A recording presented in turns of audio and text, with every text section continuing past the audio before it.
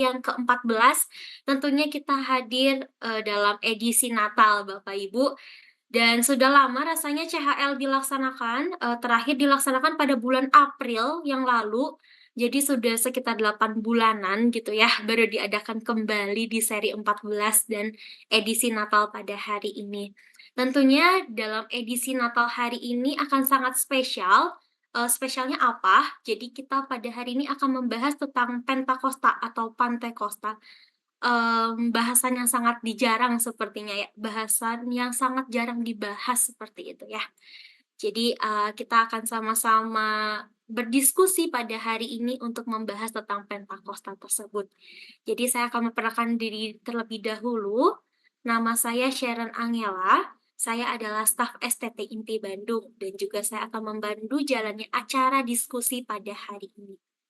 Baik, Bapak, Ibu, saudara-saudari, sebelum melanjutkan acara pada hari ini, kita berdoa terlebih dahulu. Saya mengajak kita semua untuk berdoa. Mari kita berdoa. Allah Bapa kami mengucap syukur untuk hari ini ya Bapak, jika kami bisa hadir di ruang Zoom ini semua kekuatan daripada Tuhan. Biarlah sukacita Natal itu tetap ada dalam diri kami, sampai nanti pada akhirnya, pada diskusi bulanan ini juga kami mendapatkan sesuatu hal yang bisa kami dapatkan ilmu baru yang kami dapatkan ya Bapak.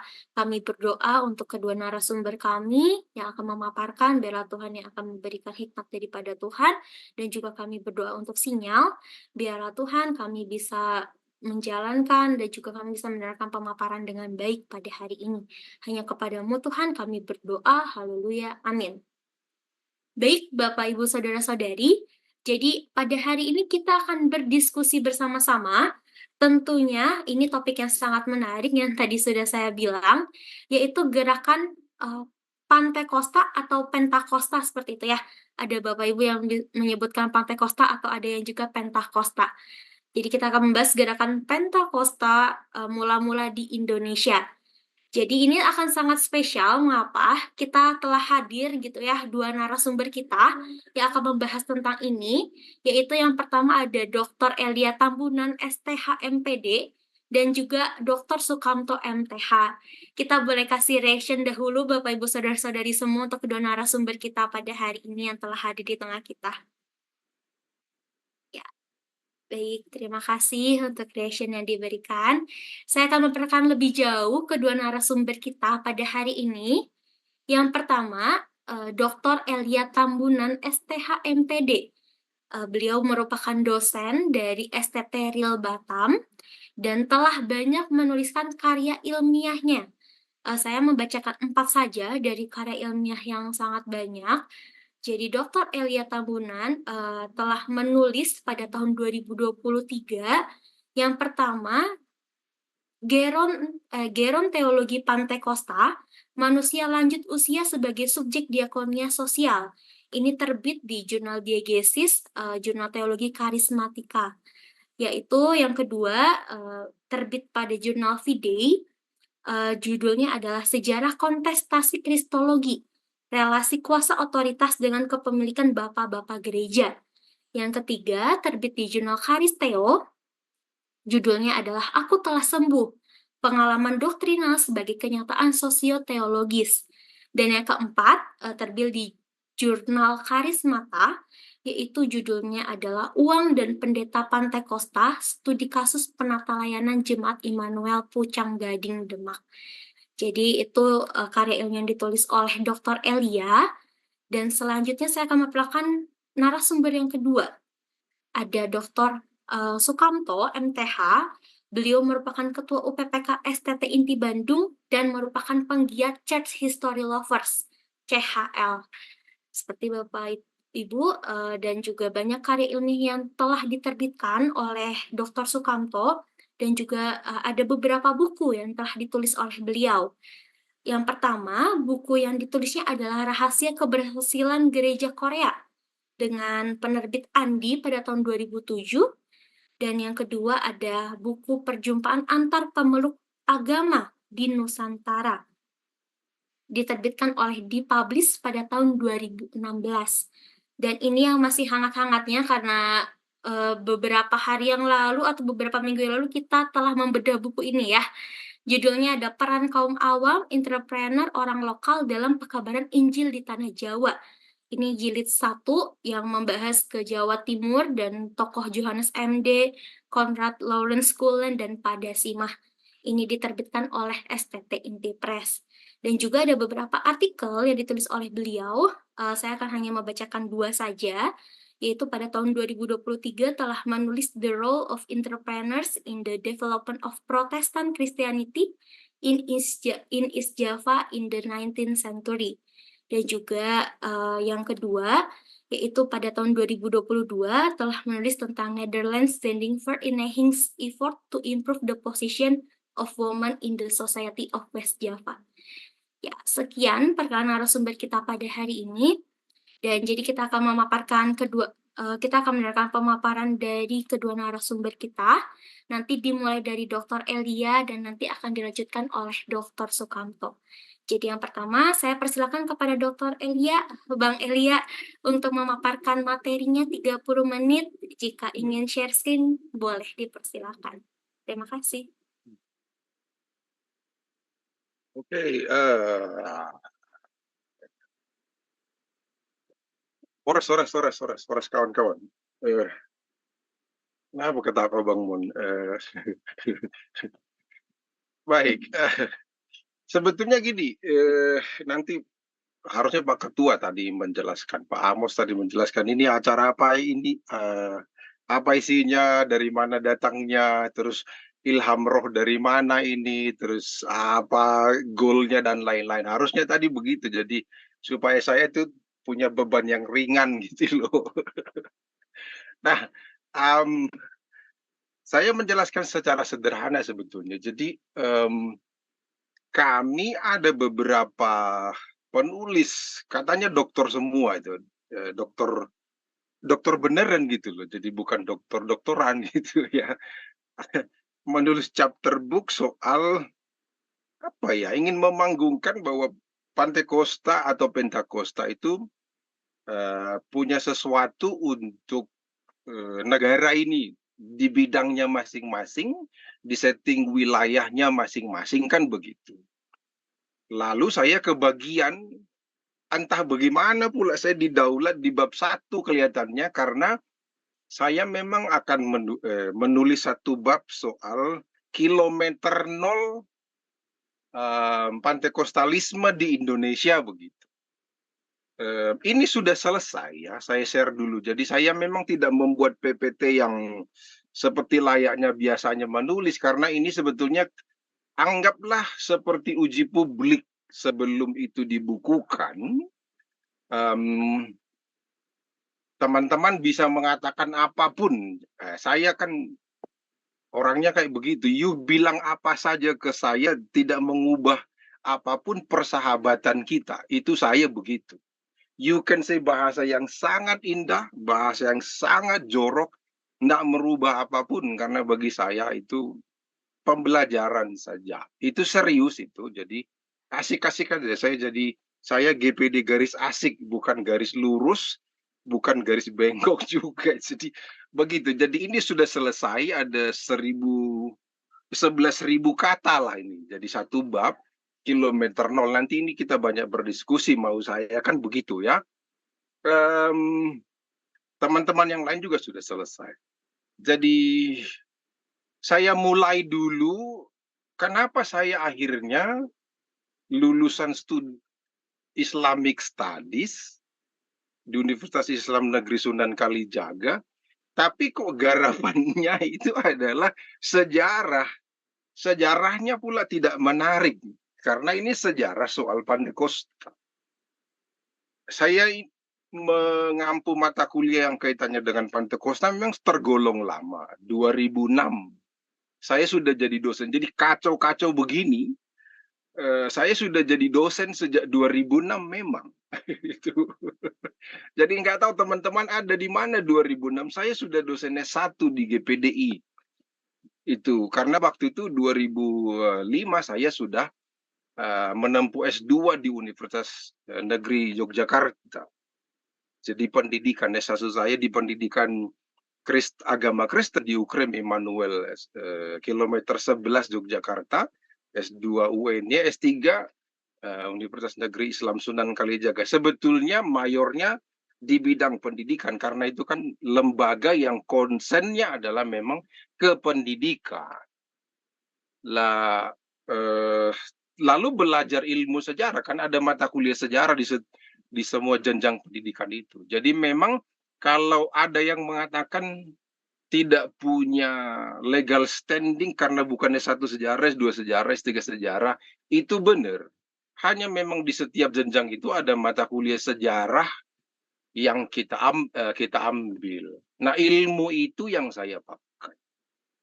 Ketika saya mulai S3 di UIN Sunan Kalijaga itu, lalu kan karena studi Islam, saya studi Islamnya memang agak unik. Pendekatannya ilmu ekonomi politik, perkembangan masyarakat kota. Masyarakatnya adalah Islam, masyarakat kelompok-kelompok Islamisme fundamentalis yang objek studinya PKS dan jaringannya, terus Kristen, masyarakat Kristen di Kota Salatiga sama masyarakat Tionghoa. Jadi lagi-lagi kacau-kacau begini, disertasi saya kaitannya dengan Tionghoa, Islam dengan Kristen. Pada waktu mulai melakukan sejarah riset itu kan saya marah sebenarnya. Ini awalnya kenapa saya menggeluti pendekatan sejarah, objeknya adalah Pantai Kosta di Jawa Tengah dan yang lain-lain. Karena di seperti di pendahuluan ini kan misalnya ketika orang bicara perubahan sosial, ketika orang bicara gerakan nasional, ketika bicara gerakan keagamaan, organisasi masyarakat yang baik itu religius dan juga nanti nasionalis, yang selalu dihitung itu adalah kelompok-kelompok Islam. Mulai dari NU, Muhammadiyah, di Sumatera ada Tawalib, di Jawa ada Nahdlatul Ulama, ada Persis, Al-Irsyad, dan yang lain-lain. Belum lagi kelompok-kelompok nasional seperti Yong Jawa, Yong Sumatera, dan yang lain-lain. Kelompok gereja, khususnya yang orang-orang Pantai Kosta yang katanya hanya bisa berdoa, akhir zaman, pokoknya akhirat dan sorga itu tidak pernah dianggap. Jadi 2009 ketika studi di Islam mulai itu kan mata kuliah ada soal seperti itu. Aku orang yang marah di kuliah itu.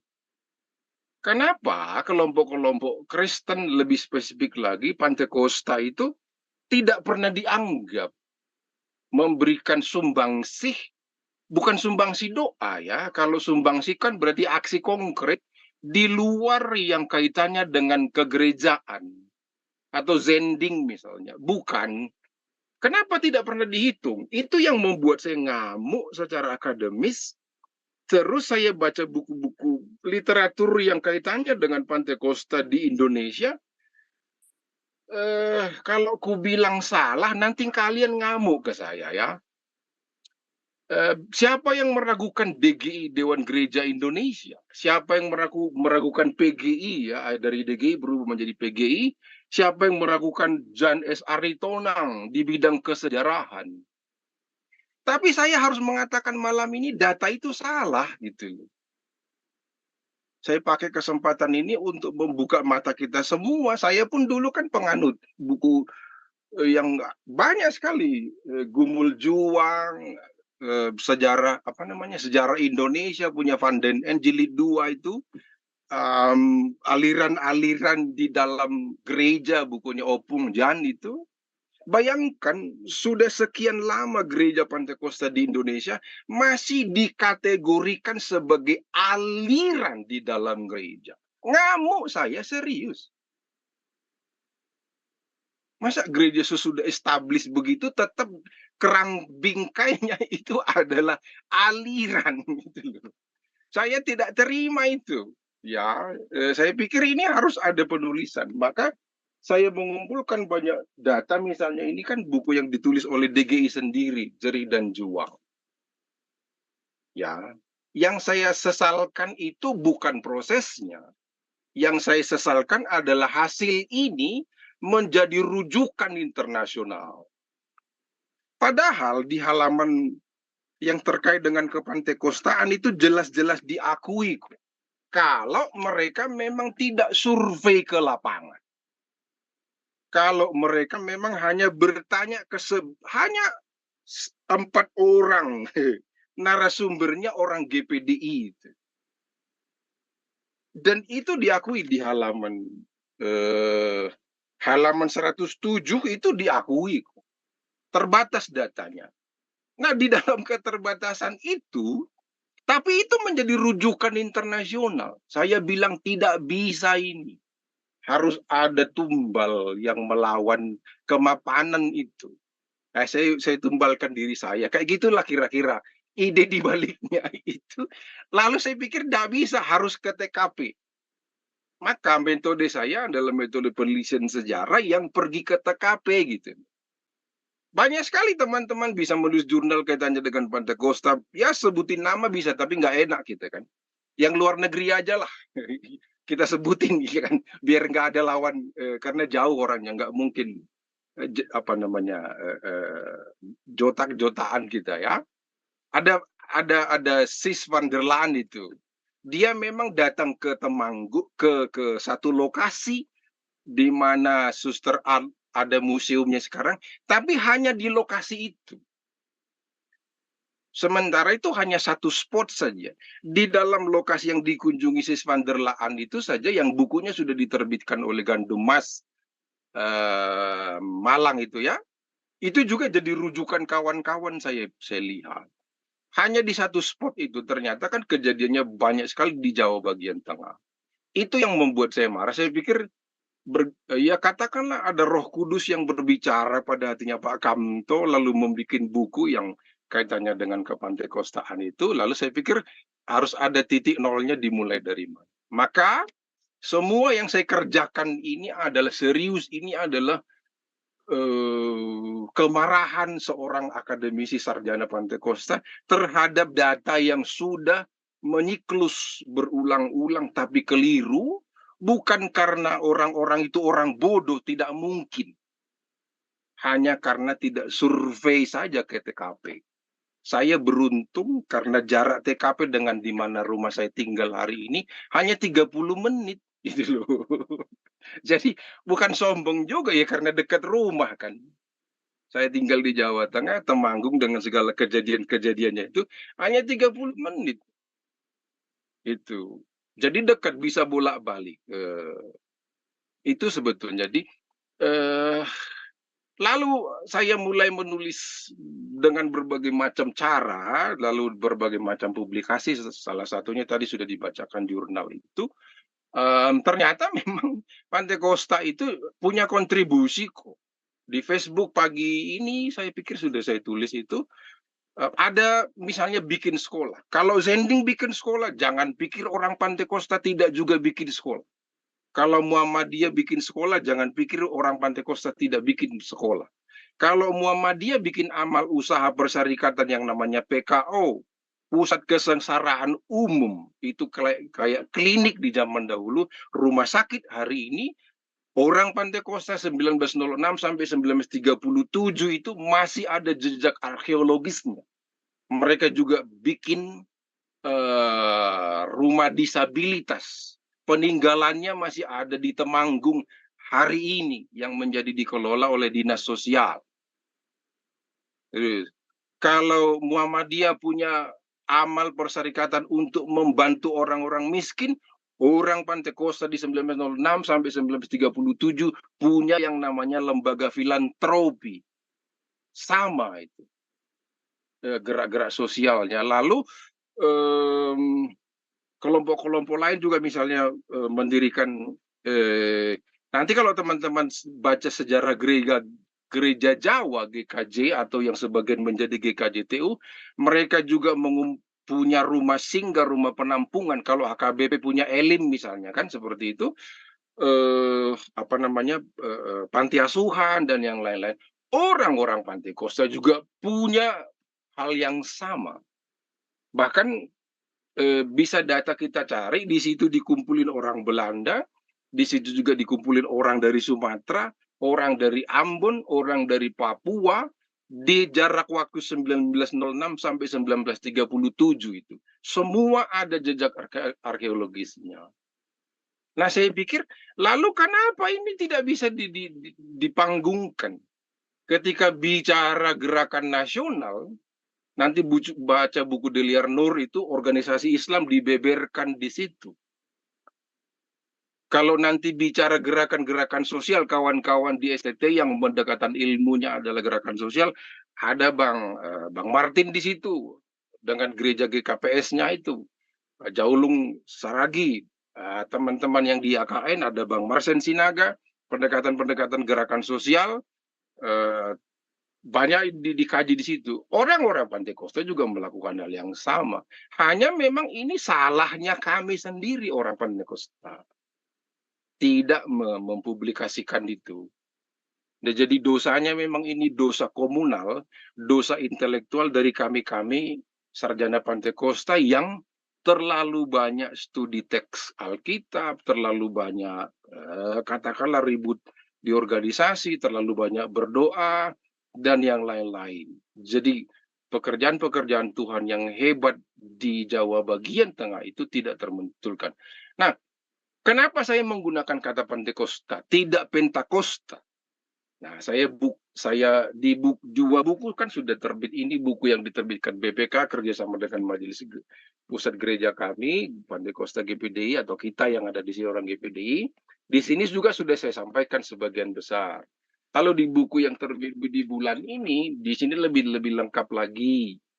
Yang buku yang Teologi Selamat ini, di sini. Jadi alasannya sebetulnya memang sejak 1906 itu mereka menamakan dirinya ada kelompok Pinkster. Pinkster itu literal terjemahannya adalah Pentakosta. Itu bahasa yang asli di 1906. Kelompok-kelompok itu datanya bukan dari saya. Itu datanya itu adalah para peneliti Belanda yang juga bertugas di Jawa Tengah, lalu menamai kelompok-kelompok itu adalah kelompok-kelompok Pinkster. Disebut dengan beberapa istilah, ada Pinkster Bruder. Pinkster Bruder itu adalah orang-orang yang, Bruder itu kan diakon, yang melayani Tuhan, yang mengikuti ajaran-ajaran kepantekostaan. Lalu ada Pinkster Brewing Ring, artinya orang-orang di circle Pantekosta itu. Jadi memang istilah aslinya kata Pinkster itu literally diterjemahkan adalah Pantekosta. Pentakosta itu menjadi kosakata baru di Hindia Belanda ketika Jepang masuk. Nanti teman-teman bisa cari sejak kapan aturan kebelandaan dihapuskan oleh penjajahan Jepang. Nanti bisa kok itu datanya diambil, undang-undang atau kesepakatan, nanti Pak Amos bisa, di WA saya sudah sampaikan ke beliau, penandatanganan bahwa Indonesia diserahkan kepada Jepang, Belanda selesai masa penjajahannya, maka seluruh aturan kebelandaan diganti dengan ikut bahasa Jepang, diikut dengan, dalam tanda petik kita dulu menyebutnya itu nasionalisasi atau pribumisasi. Maka kata Pentakosta itu digunakan. Itu semenjak 1941 di bulan Februari tanggal 28. Nanti kita bisa cross check lagi sambil kita diskusi, nanti saya carikan datanya. Sejak itu kata Pinkster itu diterjemahkan menjadi kata Pentakosta oleh kelompok-kelompok lain yang pecahan dari Pinkster Pentakosta itu. Nah, jadi kenapa orang Pentakosta 1906 menggunakan kata Pinkster dengan huruf A, Pentakosta? Karena memang mereka tidak mau disamakan dengan Kisah Rasul pasal 2. Jadi Pentakosta itu bukan karena membaca teks Alkitab bahasa Yunani, no sama sekali. Jangan lupa, salah satu tabiat, katakanlah habit baik atau habit buruk bisa juga. Orang Pentakosta itu suka dianggap berbeda dengan yang lain, itu problemnya. Maka mereka tidak membaca Alkitab lalu mengambilnya menjadi kata Pentakosta atau Pentakosta, tidak. itu adalah mereka memang lain dari dari lingkaran Kisah Para Rasul atau ajaran-ajaran sebelumnya. Itu. Orang-orang yang terlibat di kelompok Pinkster itu adalah para pengusaha kopi, baron namanya, tuan baron. Tuan baron itu industriawan ya. Kopi, teh, tembakau, pemerahan susu, vanili, dan kelompok-kelompok filantropis. Jadi memang bukan orang-orang tolol, orang Pantai Costa itu, para pengusaha. Nanti di bukunya Pak Amos itu disebut dengan kelompok-kelompok entrepreneur itu, orang-orang awam yang dipanggil Tuhan atau melibatkan diri di dalam ministry. Tokoh utamanya yang sebelumnya adalah Zendling, Zendling dari utusan Jerman, hanya satu itu namanya R.J. Horseman. R.J. Horseman 1904 sudah ada di kita sebut sekarang itu Salatiga, sebetulnya bukan Salatiga. Jadi masuk di Zendling Salatiga.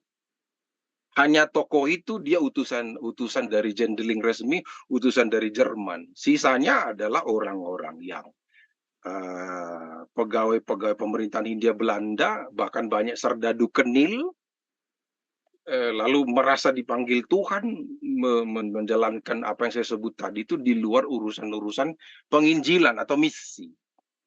Nah, itu saya pikir poin pentingnya. Jadi dengan mengatakan Pantai Costa kilometer nol, sebetulnya saya nanti teman-teman bisa marah juga dengan saya, tapi aku tak peduli dengan kemarahan orang lain. Kawan-kawan mau bicara apapun, silahkan, saya mendapatkan data dari lapangan.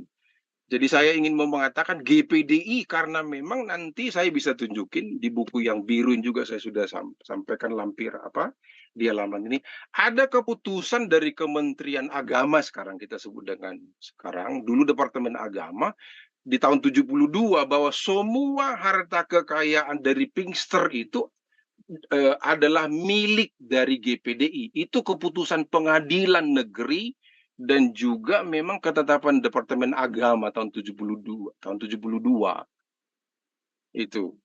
Maka kalau The Pinkster Gemeente di Jawa Tengah itu adalah diwariskan kepada GPD oleh peraturan negara, maka ada alasan hukum bagi saya untuk mengatakan memang GPD itu mother church bagi gereja sejenis di negara ini.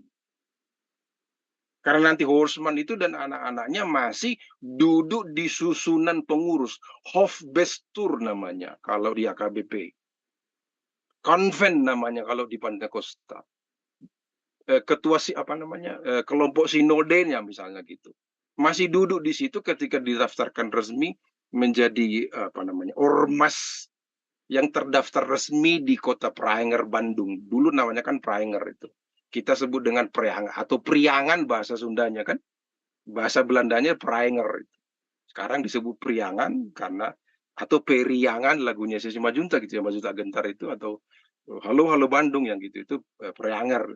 Sebetulnya kata Prianger lalu Priangan kan ada fonetik korespondensi ya seperti itu. Memang ini bisa dinisbatkan menjadi mother church bagi gereja-gereja lain. Tapi saya mengatakan begitu tidak ada urusannya karena saya orang GPD. No. Jadi mengatakan GPD sebagai mother church, ini bukan ingin memenangkan kelompok GPD, enggak ada urusannya tulisan ini dengan GPDI. Ini urusan akademik ini. Itu. Oke, jadi itu latar belakang pendahuluannya. Maka saya memulai, nah ini seperti yang Pinkster yang saya sebut dengan bahasa Belanda itu tuh ya, di Jawa bagian tengah sudah ada istilah-istilah seperti ini nih. Orang-orang yang berada di lingkaran Pantai Costa nih, sudah ada sebutan ini mengikuti Kode Sipil di tahun 1848 kan sudah ada Kode Sipil pemerintah Hindia Belanda di Pulau Jawa. Maka orang yang ngumpul-ngumpul itu nggak bisa asal ngumpul, harus ada legalitasnya. Itu. Menurut Kode Sipil Law 1848 BW singkatannya, Burgerlijks Wetboek. Di Hindia Belanda sudah berlaku itu. Maka diatur berdasarkan itu. Jadi nggak bisa orang kumpul-kumpul doa-doa bagi sembako di zaman itu, bikin perkumpulan atau apalah namanya, doa atas nama Roh Kudus, nggak bisa. harus ada at least sebutan secara lisan atau kebiasaan-kebiasaan yang menjadi tradisi nanti menjadi nama kelompoknya, dan itu dilindungi hukum. Itu alasannya. Jadi lagi-lagi ini bukan, ada tokoh GPD, ada teman-teman lain juga mengatakan dia karena mengikuti terjemahan Alkitab bahasa tahun-tahun tidak enak, misalnya pakai liker dan yang lain-lain. Itu justru argumen yang mudah sekali dipatahkan. Terjemahan Alkitab 74 sudah diganti semua kan? Lalu terjemahan Alkitab yang baru, terjemahan yang kedua juga sudah diganti menjadi Pentakosta. Loh tidak, ini adalah identitas asli, otentitas yang dibicarakan dengan hukum Gemeinschaft itu loh. Maka dibagikan. Nah, tokoh-tokohnya itu adalah dari arus Eropa, memang ada Inggris, ada Belanda, ada di Denmark, ada Jerman, lalu tokoh-tokoh Tionghoa, lalu ada tokoh-tokoh Irlanders. Ini yang memang tidak dibongkar selama ini. Jadi mereka adalah orang-orang pegunungan hinterland itu di Jawa bagian tengah, di industri perkebunan kopi. Oke, let me make it bigger ya. Seperti ini. Jadi orang-orang yang dilayani adalah orang-orang di sini nih, public employees, kuli under naming. Nah, jadi saya munculkan nih politik sejarah yang dimainkan oleh para peneliti, politik yang tidak tahu, atau politik sejarah yang dimainkan oleh orang-orang sinode pusat. Ya, ini politik sejarah. Karena yang bertobat itu adalah para kuli bangunan, kuli pabrik kopi. Ini kan tidak mantap dijual ini dalam tanda petik untuk menggugah semangat anak-anak muda Batak, anak-anak muda Minahasa, anak-anak muda Ambon, anak-anak muda Tionghoa untuk terjun ke ladang Tuhan. Kalau yang bertobat pertama kali itu adalah orang-orang yang kerja sebagai kuli, tidak keren. Yang keren itu adalah cepu, karena cepu itu adalah yang bertobat adalah pegawai-pegawai Pertamina, sekarang kita sebut pegawai BPM. Gajinya 700 gulden sebulan. Gajinya 500 gulden sebulan. Kan mantap itu. Ketimbang para kuli-kuli yang kerja di pabrik kopi di Temanggung sana. Itu tidak menarik memang untuk dijual. Dan saya tidak mengatakan sendiri, ketika Pak Pendeta Gustav Adolf Panjaitan masih hidup, dia sudah mengatakan ini ke saya ketika bertemu kami di meja makan, menjadi ketua STT Salatiga, lama beliau, lalu juga ketua 1 Pantekosta Pusat, sudah mengatakan ini kepada saya, bahwa yang dibaptis pertama kali itu bukan cepu, sudah ada di Jawa bagian tengah. Aku bilang, lah kenapa Om tidak ngomong saja di publik? Gus, jangan.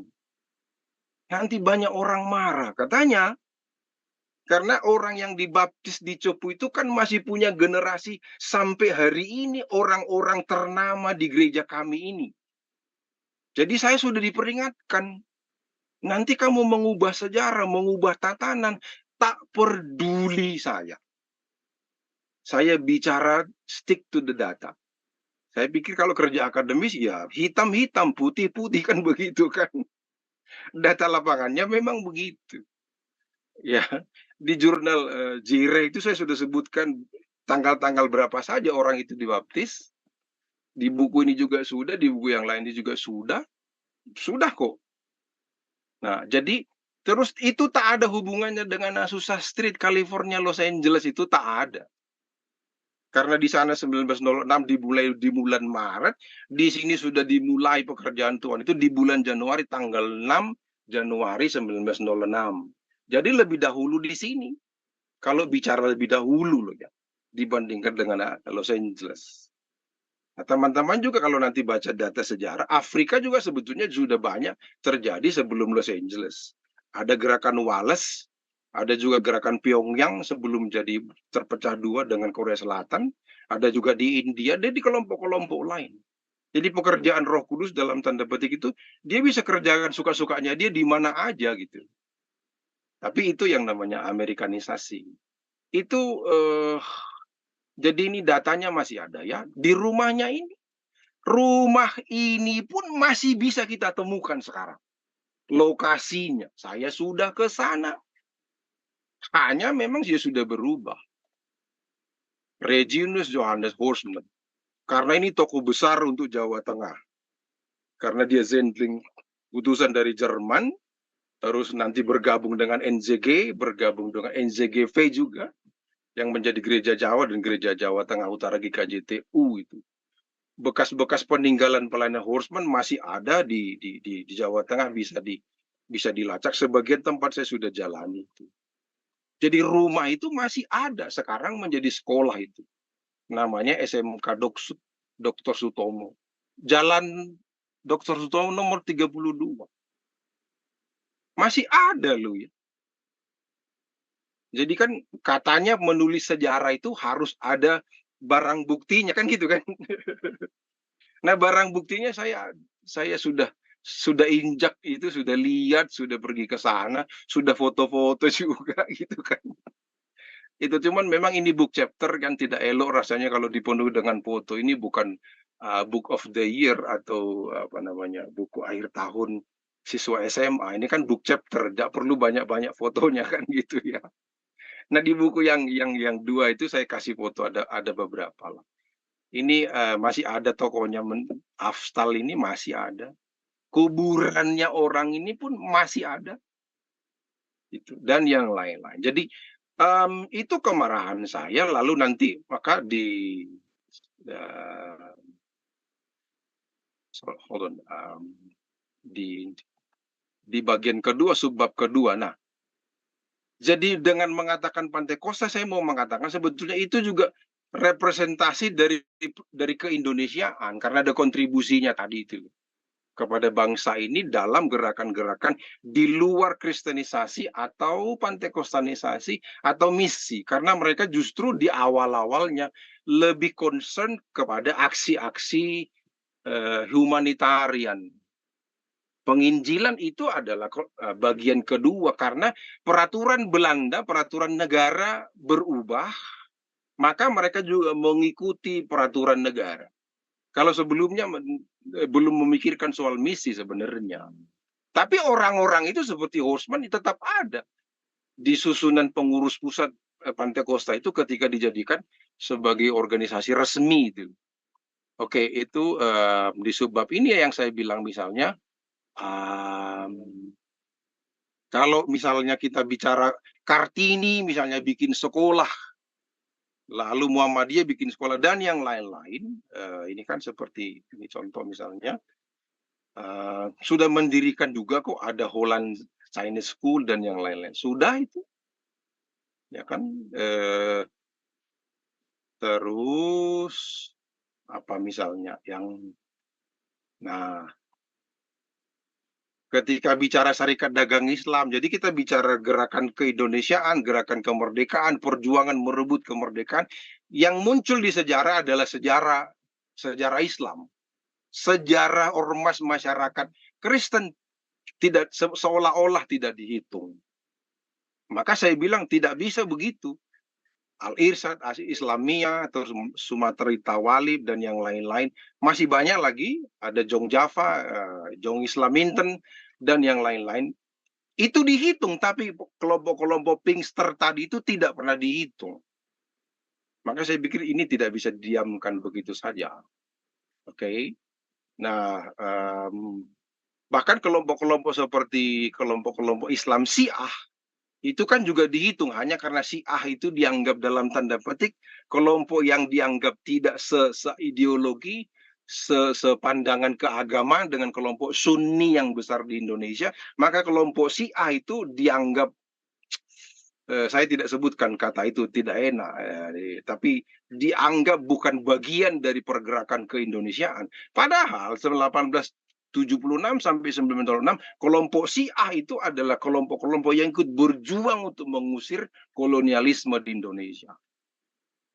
Ini menarik karena justru itu tulisan dari skripsi di UIN Jakarta, pembimbingnya profesor loh ya. Ini satu-satunya skripsi yang aku dapat dibimbing oleh profesor. Tulisan ini yang ada kaitannya dengan Islam Syiah yang juga berjuang melawan kolonialisme Belanda di Indonesia. Ada di Jambi, ada di Palembang, di Jawa, di Borneo, Sulawesi, di Aceh juga kelompok-kelompok Syiah itu. Itu pembimbingnya Profesor Amirul. Masa profesor nggak paham, nggak mungkin kan? Jadi layak untuk dijadikan sumber data dan macam-macam lagi. Um, itu poin saya sebenarnya yang ingin saya sampaikan di bab 1 yang akan jadi book chapter itu. Saya berhenti di sini supaya nanti kita banyak ngobrolnya. Thank you. Baik, terima kasih Bang Elia untuk pemaparannya, untuk tulisannya juga yang telah dipaparkan, kiranya menambah wawasan kita semua. Baik, Bapak Ibu, saudara-saudari, nanti akan ada sesi tanya jawab dan diskusi. Jadi Bapak Ibu bisa menyiapkan pertanyaan atau mau menanggapi dari sekarang. Nanti setelah pemaparan dari Dr. Sukamto, nanti kita akan diskusi dan tanya jawab. Jadi Pak Amos, dipersilakan untuk memaparkan materinya Pak, 30 menit. Dipersilakan. Baik, thank you. Terima kasih. Dan saya akan memaparkan sedikit saja dari permulaan. Saya agak sulit menyebutnya karena ada dua istilah tadi, antara penta dan pante. Jadi saya pakai istilah yang permulaan munculnya Pinksterbeweging di Bandung, dan saya mau mengambil rentang waktu yang pendek saja dari tahun 2021 sampai 1921 sampai 1924 gitu. Dan tentu ini jauh lebih mudah dibandingkan tahun tadi yang digarap oleh Bang Elia. Dan saya pikir memang menarik karena nanti di dalam yang saya dapat, Thyssen itu memang sebelum dia membangun gerakannya di Bandung, dia sempat berkunjung ke Temanggung. Artinya Temanggung memang itu lebih tua daripada Bandung dan lebih tua juga daripada Cepu. Jadi saya sangat setuju dengan itu karena berarti sudah ada itu gerakan orang-orang Pentakosta di daerah Temanggung, sekitar Temanggung. Nah, cuma memang tadi ketika saya mendengar apa yang disampaikan Bang Elia, justru pengen mendalami juga itu, ikut menelusuri barangkali nanti. Kalau Gambang Walos saya sempat ke sana, tetapi kalau yang Temanggung ini memang saya belum pernah tahu di mana pusat-pusat gerakan Pentakosta di Temanggung. Dan itu menurut saya menarik karena Temanggung itu bukan wilayah pusat kota strategis mestinya pada masa itu. Meskipun dia menjadi lahan pertanian yang sangat bagus tentunya pada masa itu. Nah, saya akan coba pendek saja rentang waktunya dari 1921 sampai 1924. Ya. Jadi kalau yang di Bandung itu tentu diawali dengan sebuah badan asosiasi masyarakat misioner lah, Pentakosta atau Pantekosta, ya, Vereniging Het Pinkster Zendingsgenootschap, yang didirikan pada akhir tahun 1920 di Amsterdam. Dan kalau kita baca di Netherlands Sending Yearbook itu GR Pullman itu yang menjadi ketuanya. Nah, tujuannya apa? Tujuan daripada asosiasi masyarakat misioner Pentakosta atau Pantekosta ini adalah untuk melatih atau mempekerjakan, mengutus dan memelihara para misionaris untuk menyebarkan Injil Yesus Kristus ke semua bangsa, terutama mereka yang sampai sekarang belum mengenal Injil. Itu tugas utama dari lembaga ini. Nah, dan untuk menyebarkan aliran Pentakostalisme, pada April 1908, Pullman menerbitkan majalah yang namanya Spaderregen Lettering yang terbit sampai tahun 1931. Dan melalui majalah ini, aliran Pentakostalisme mulai diperkenalkan di Hindia Belanda. Jadi Pullman pada Januari 1909 melaporkan telah mencetak 3.000 eksemplar Spaderregen dan ratusan diantaranya dikirim ke orang-orang Belanda yang ada di luar termasuk di Indonesia. Nah, saya tidak tahu apakah bagian daripada percetakan itu yang kemudian juga barangkali jatuh ke tangan orang-orang yang ada di Temanggung dan sebagainya. Saya tidak tahu. Tetapi menurut beritanya bahwa sudah dicetak dan juga disebarkan, dikirim ke orang-orang Belanda yang ada di luar, termasuk di Hindia Belanda pada masa itu tentunya. Nah, di dalam pada Regen bulan Oktober 1921 itu dilaporkan bahwa mereka mengingat dalam acara pertemuan doa malam, yaitu mengingat Genirep, keluarga Thyssen, dan Bror Kok, ya, nama lengkapnya Mr. Akok, yang dia bekerja di Peking, di Cina. Dan pada terbitan yang sama di dalam majalah ini disebutkan bahwa Thyssen itu sudah tinggal di Bandung. Ya, artinya bahwa di bulan sebelum Oktober 1921 itu keluarga Thyssen sudah ada di Bandung. Dan tentu kalau tadi di Temanggung 1906 dan sebagainya sudah ada gerakan, ini berarti jauh lebih mudah dibandingkan dengan yang ada di Temanggung. Dan ini memang saya pikir bisa ada sambungannya, ada kaitannya. Kenapa? Karena nanti Thyssen juga berkunjung ke Temanggung. Disebutkan di dalam majalah ini. Dan ketika Thyssen tiba di Bandung ini sudah ada didirikan yang namanya Bond for Evangelisasi oleh Hulkendick dan Wiers. Yaitu pada 1916 itu sudah didirikan. Tujuannya apa? Tujuannya adalah untuk mengabarkan Injil kepada orang-orang Belanda. Hulkendick sendiri sebenarnya adalah awalnya merupakan tenaga Nederlands Sendingvoer in Nijmegen yang tiba di Batavia pada 1899. Kemudian dari 1900 sampai 1903 dia bekerja di Indramayu, pindah ke Garut, dan pada 1905 sampai pindah ke Garut pada 1905 sampai 1916. Dan waktu cuti ke Nederland, kembali ke Belanda, dia kemudian meninggalkan NZP dan beralih ke Bond van Evangelisasi onder Europeanen in Indie.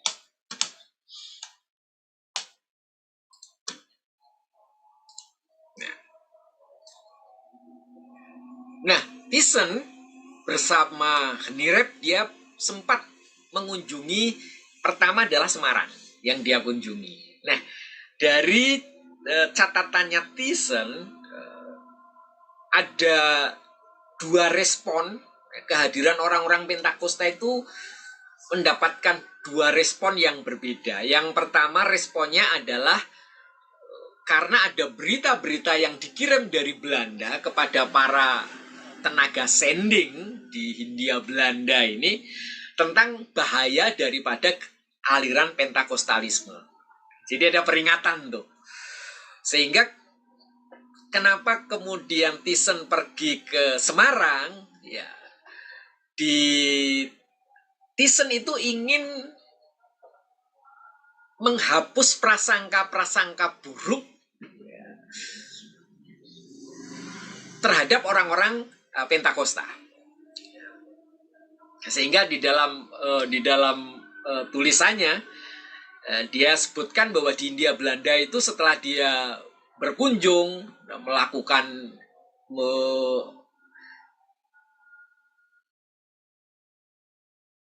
seperti semacam seminar dan sebagainya, itu kemudian mulai terjadi perubahan persepsi terhadap orang-orang Pentakosta. Jadi di sini saya juga mulai mengkaitkan dengan ketika gerakan Pentakosta karismatik bertumbuh itu, cap-cap buruk itu sering dilekatkan pada gerakan ini. Dan ternyata sebenarnya cap-cap buruk itu bukan hanya terjadi di abad 21 atau di abad 20 akhir gitu ya, tetapi sebenarnya di awal abad 20 itu pun juga sudah banyak terjadi cap buruk terhadap gerakan ini.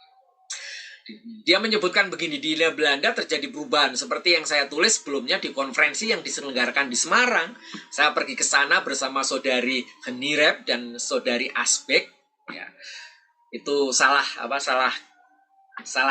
ketik ya. Sungguh menakjubkan bagaimana prasangka-prasangka terhadap Roh Kudus telah tersapu, katanya. Tuhan memberi rahmat bahwa firman-Nya itu seperti satu kekuatan telah terbukti. Misionaris berdiri, berlutut, dan meminta untuk dibaptis Roh Kudus. Itu yang disebutkan oleh Geniret. Yang disebutkan oleh Thyssen.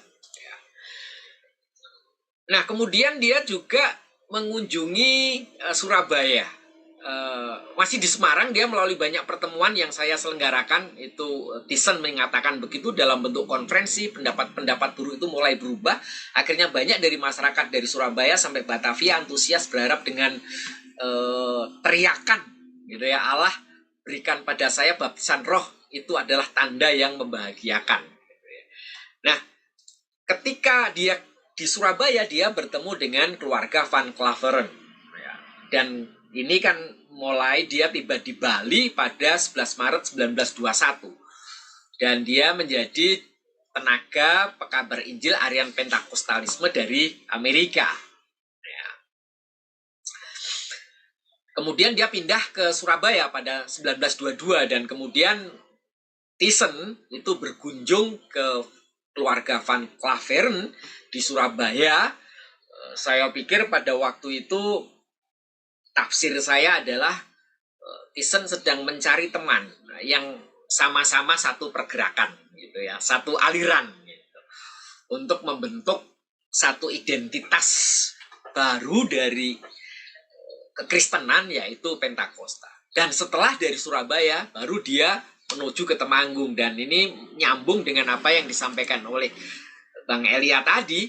Ya, jadi ketika dia 30 September 1922, Thyssen dan Geniret pergi ke Temanggung, dia mengunjungi Margot Alt dan yang ada di Gambang Walo. Tapi sebelum itu memang dia menyambut ada 2 tenaga disebutkan yang akan datang ke Temanggung dan dia menyambut tenaga itu.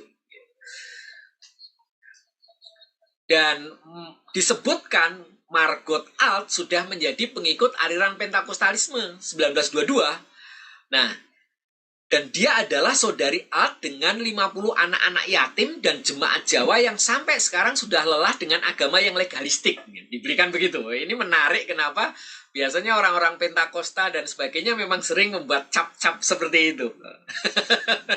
Ternyata itu bukan hanya sekarang, gitu ya. Dulu pun sebenarnya sudah ada gitu, cap, wah itu agama yang legalistik lah dan sebagainya gitu. Dan Thyssen juga menyebutkan begitu.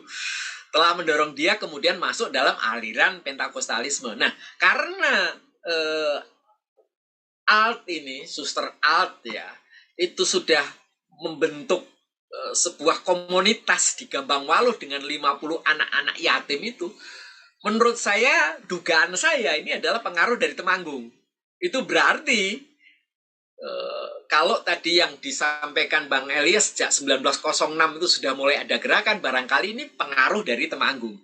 Cuma saya belum sampai di sana. Jadi saya berterima kasih banyak kepada Bang Eli ya. Kelihatannya ada yang bisa disambungkan itu. Kunjungannya Thyssen ke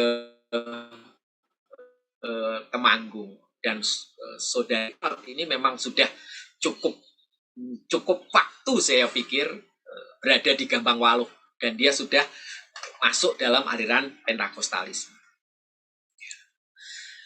Nah, saya tidak sebut tentang peristiwa Cepu karena saya belum bisa mendapatkan data yang primernya, tapi yang menarik kalau saya baca dari beberapa koran, gitu ya, dari beberapa koran, Wening van Loon ketika melaporkan peristiwa di Cepu, yang tadi disebut itu sebenarnya bukan awal gerakan Pentakosta sama Bang Eli ya, karena awal gerakan Pentakosta sudah ada di Temanggung gitu ya, lebih awal gitu.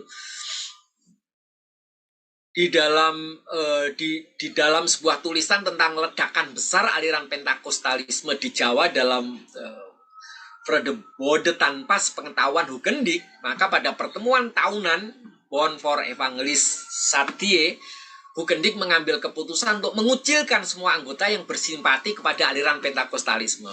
Jadi dikucilkan dari anggota itu.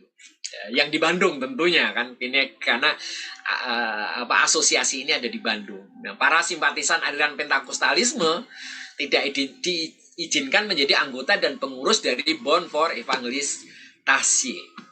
Nah, karena apa? Karena aliran Pentakostalisme itu dianggap anti gereja, anti Catholic. Saya pikir ini konflik-konflik yang sering muncul gitu ya. Dan kalau saya lihat di dalam sejarah kemudian juga muncul konflik seperti ini di dalam gerakan-gerakan berikutnya gitu ya. Contoh gerakan karismatik dan sebagainya. Yang pertama gerakan karismatik berkembang di tahun 80-an dan sebagainya, itu dianggap juga sebagai gerakan yang bahkan mereka juga mencap awalnya sebagai gerakan yang anti gereja. Meskipun kemudian membentuk gereja juga akhirnya.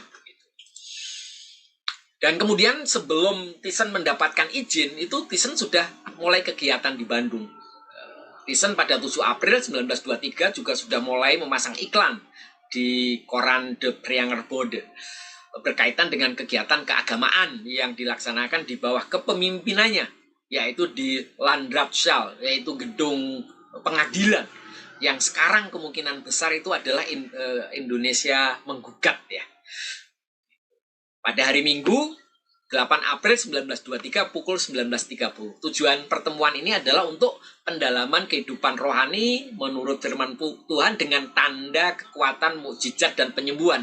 Dan ini menjadi ciri khas dari gerakan Pentakosta, yaitu ada mukjizat, ada karunia penyembuhan dan sebagainya. Dan itu memang Thyssen juga mengerjakan itu. Nah, sejak dikeluarkannya dari Bond for Evangelistasi, itu Thyssen dan kawan-kawannya tidak mempunyai payung lembaga kemudian, sehingga 19 Juni 1923 mereka membentuk Vereniging de Pinkstergemeente in Nederlands India. Thyssen dan Wenning van Loon mengajukan permohonan kepada pemerintah untuk membentuk PGNI. Nah, Van Loon sendiri tidak banyak diketahui. Nama lengkapnya Dirk Herman Willem Wenning van Loon. Lahir 25 April 1870, meninggal pada 16 Juli 1944 di Bandung. Dan dalam koran Provinciale Overijsselse en Zwolse Koran yang terbit pada 26 Juli 1906 dituliskan bahwa Wenning van Loon itu sebagai guru kelas 3 di Cirebon. Ya. Tapi saya tidak terlalu tahu banyak ini tokoh ini, belum dapat data banyak. Dan dalam De Praenger Bode tanggal 14 Juli 1923 mulai diiklankan ibadah pertemuan De Pinkstergemeente in Nederlands India dengan pembicara Thyssen. Tempat ibadah menyewa ruangan pengadilan. Itu sudah mulai diiklankan. Nama PGNI ini sudah mulai diiklankan.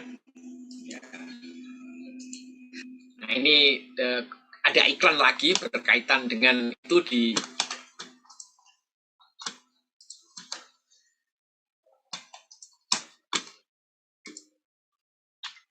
ya. Nah, permohonan Thyssen dan Wenning van Loon ini mendapat persetujuan pemerintah pada 4 Juni 1924 seperti yang dilaporkan dalam koran Batavia Nieuwsblad ya, tertanggal 6 Juni 1924 diberitakan sebagai berikut ya. Gerakan Pentakosta. Nah, ya.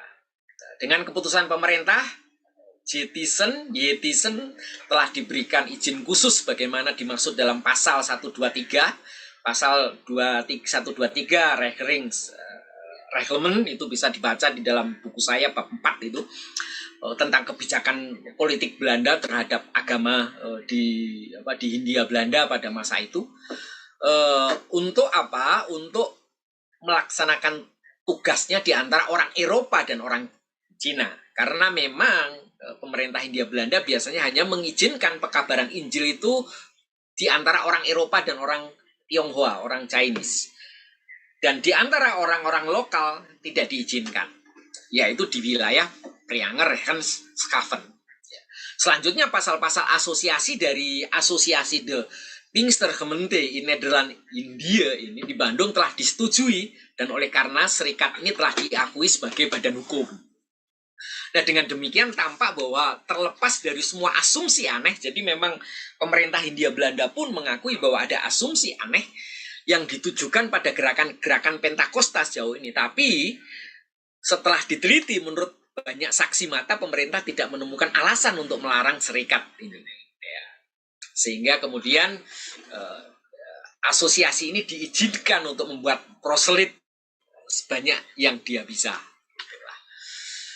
Nah, kemudian dalam iklan di Het Nieuws van den Dag for Netherlands India 5 Juli 1924 untuk ibadah yang dibuka di Batavia di Kuitang. Jadi Thyssen ini tampaknya dia memang agresif sekali. Jadi dia mulai cukup agresif untuk menyebarkan gerakannya itu, dan dia pada 5 Juli 1924 itu sudah memakai nama Pinkstergemeente. Ya, masih pakai nama itu. Nah, tidak diketahui waktu tepatnya kapan Thyssen kemudian memisahkan diri, namun kemudian dalam iklan di koran-koran Thyssen memberi nama gerakan atau gereja yang dipimpinnya itu dengan sebutan The Pinksterbeweging. Dan nama ini sudah dipakai oleh Thyssen ketika membuat iklan di Preanger-Bode pada 19 Juli 1924 untuk ibadah pada gereja yang dipimpinnya. Jadi tidak lagi memakai Pinkstergemeente, tetapi pakai Pinksterbeweging. Nah, kemudian, jadi kan pada 6 Juni 24 itu diterbitkan di dalam koran itu ya, Batavia Nieuwsblad, tentang pengesahan daripada organisasi The Pinkstergemeente in Netherlands Indie. Tapi kemudian 5 Juli Thyssen masih pakai itu 5 Juli, jadi ini belum panjang, itu masih 1 bulan ya. Tetapi di 19 Juli itu sudah ada perubahan. Jadi perubahannya cepat sekali itu. Dia tidak pakai lagi Pinkstergemeente tapi Pinksterbeweging. Nah, karena ini mungkin menurut saya di dalam konferensi tahunan di The Pinkstergemeente in Netherlands India yang diadakan pada 19 sampai 20 Juli 1924 memilih secara aklamasi susunan pengurus dari PGNI ini ya. Ketuanya Vening van Loon, sekretarisnya Saulus, bendahara Barnes, komisarisnya, dan tidak ada nama dari Thyssen. Dan dalam pertemuan ini Thyssen ditegaskan sudah tidak menjadi bagian asosiasi ini gitu. Jadi dia melepaskan dari PGNI. Nah, persoalannya apa? Saya tidak mendapatkan datanya. Persoalannya apa ini? Persoalannya ada apa ini? Konfliknya antara kelompoknya Vening van Loon dengan Thyssen. Sehingga saya sebutkan hubungan mesra antara Thyssen dengan Vening van Loon, bak pepatah disangka akan panas tahun, ternyata di tengah hari hujan sudah tiba. Tidak lama hubungan mesra antara kedua pemimpin tersebut berakhir, karena pada 22 Juli 1924 dimuat pemberitahuan dalam The Indische koran bahwa The Pinkstergemeente ya, PGNI Bandung telah berpisah dengan Thyssen. Jadi sudah berpisah. Nah, muncullah dua nama gereja, yang satu The Pinkstergemeente, yang satu Pinksterbeweging. Nah, perpisahan antara Thyssen dengan Pinkstergemeente itu tampak sekali dalam iklan yang diterbitkan oleh koran De Preanger-Bode pada 27 September 1924. Karena di dalam iklan itu disebutkan ada dua gereja yang berbeda di Bandung, yaitu Pinkstergemeente dan Pinksterbeweging. Artinya sejak saat itu sebenarnya sudah ada dua gereja yang berbeda. Ya. Jadi ini menurut saya menarik. Nah, saya coba mengambil beberapa kesimpulan dari beberapa studi saya ini. Yang pertama, aliran Pentakostalisme yang berkembang di Bandung itu berasal dari jaringan Belanda yang dibawa oleh Thyssen, utusan dari lembaga Het Pinksterzendinggenootschap, ya, Het Vereniging Pinksterzendinggenootschap. Nah, ciri khas kepemimpinan aliran Pentakostalisme itu bertumbuh pada karisma pemimpinnya. Dan saya lihat Thyssen itu agresif orangnya. Dan tidak terlalu terikat dengan ikatan organisasi sinode. Ya, sehingga perbedaan kepentingan pemimpin bisa menyebabkan perpecahan organisasi secara mudah. Hal ini tampak dari perselisihan antara Thyssen dengan teman sejawatnya, yaitu Vening van Loon, yang menyebabkan Thyssen memisahkan diri dari The Pinkstergemeente in Netherlands Indie dan mendirikan Pinksterbeweging. Yang ketiga, tren watak gerakan Pentakosta hampir bisa ditemui akibat perpecahan, hampir bisa ditemui gitu ya. Hampir di sepanjang waktu gitu ya. Dan akibat perpecahan itu memunculkan dorongan yang kuat untuk meluaskan organisasinya ke daerah-daerah lain. Hal ini menjadi salah satu penyebab munculnya berbagai gereja aliran Pentakosta di kota-kota Indonesia. Saya pikir yang saya sampaikan itu. Terima kasih. Dan kita bisa masuk ke ruang diskusi. Saya kembalikan ke Sharon Angela. Baik, terima kasih Pak Amos untuk pemaparannya. Ini ada kaitannya dengan yang disampaikan sama Bang Elia tadi ya. Ya, jadi kita akan masuk sesi tanya jawab Bapak Ibu. Sebelumnya kita akan sesi foto dahulu agar masih pada segar sebelum sesi tanya jawab. Kita boleh membuka kameranya, Bapak Ibu, diundang untuk membuka kameranya. Ya, kita tunggu beberapa. Baik, di sini ada 3 layar. Saya mulai dari layar yang pertama. Ya, Bapak Ibu boleh berikan senyuman. 1, 2, 3. Baik, sekali lagi 1, 2, 3. Baik, saya lanjut ke berikutnya. 1, 2, 3. Sekali lagi. Layar yang ketiga, 1, 2, 3. Baik, Bapak Ibu, sesi foto kita sudah selesai. Dan kita akan masuk sesi tanya jawab dan juga diskusi, Bapak Ibu. Apakah ada tanggapan atau ada yang ingin bertanya? Ya, di sini ada Pak Hudus Pardede. Dipersilakan Pak untuk memberikan pertanyaan atau menanggapi. Terima kasih untuk kesempatan bertanya. Sebenarnya saya bukanlah church history lover, bukan penggali kuburan seperti dua narasumber kita ini.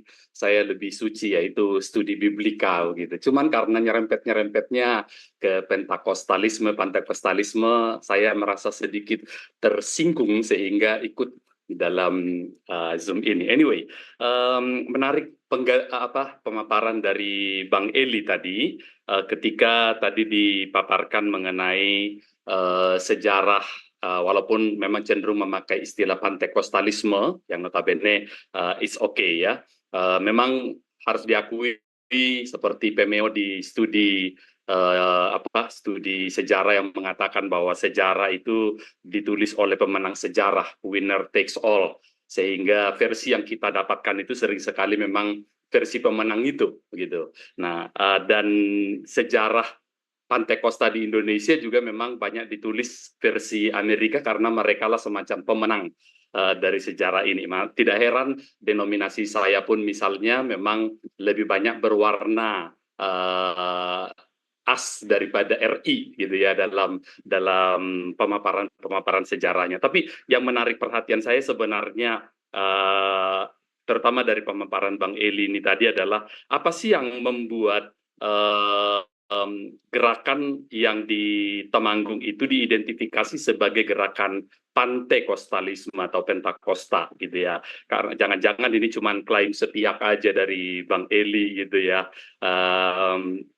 Sebab kalau kita menyebutnya sebagai gerakan Pantekosta, maka salah satu bukti penting itu adalah akar sejarahnya.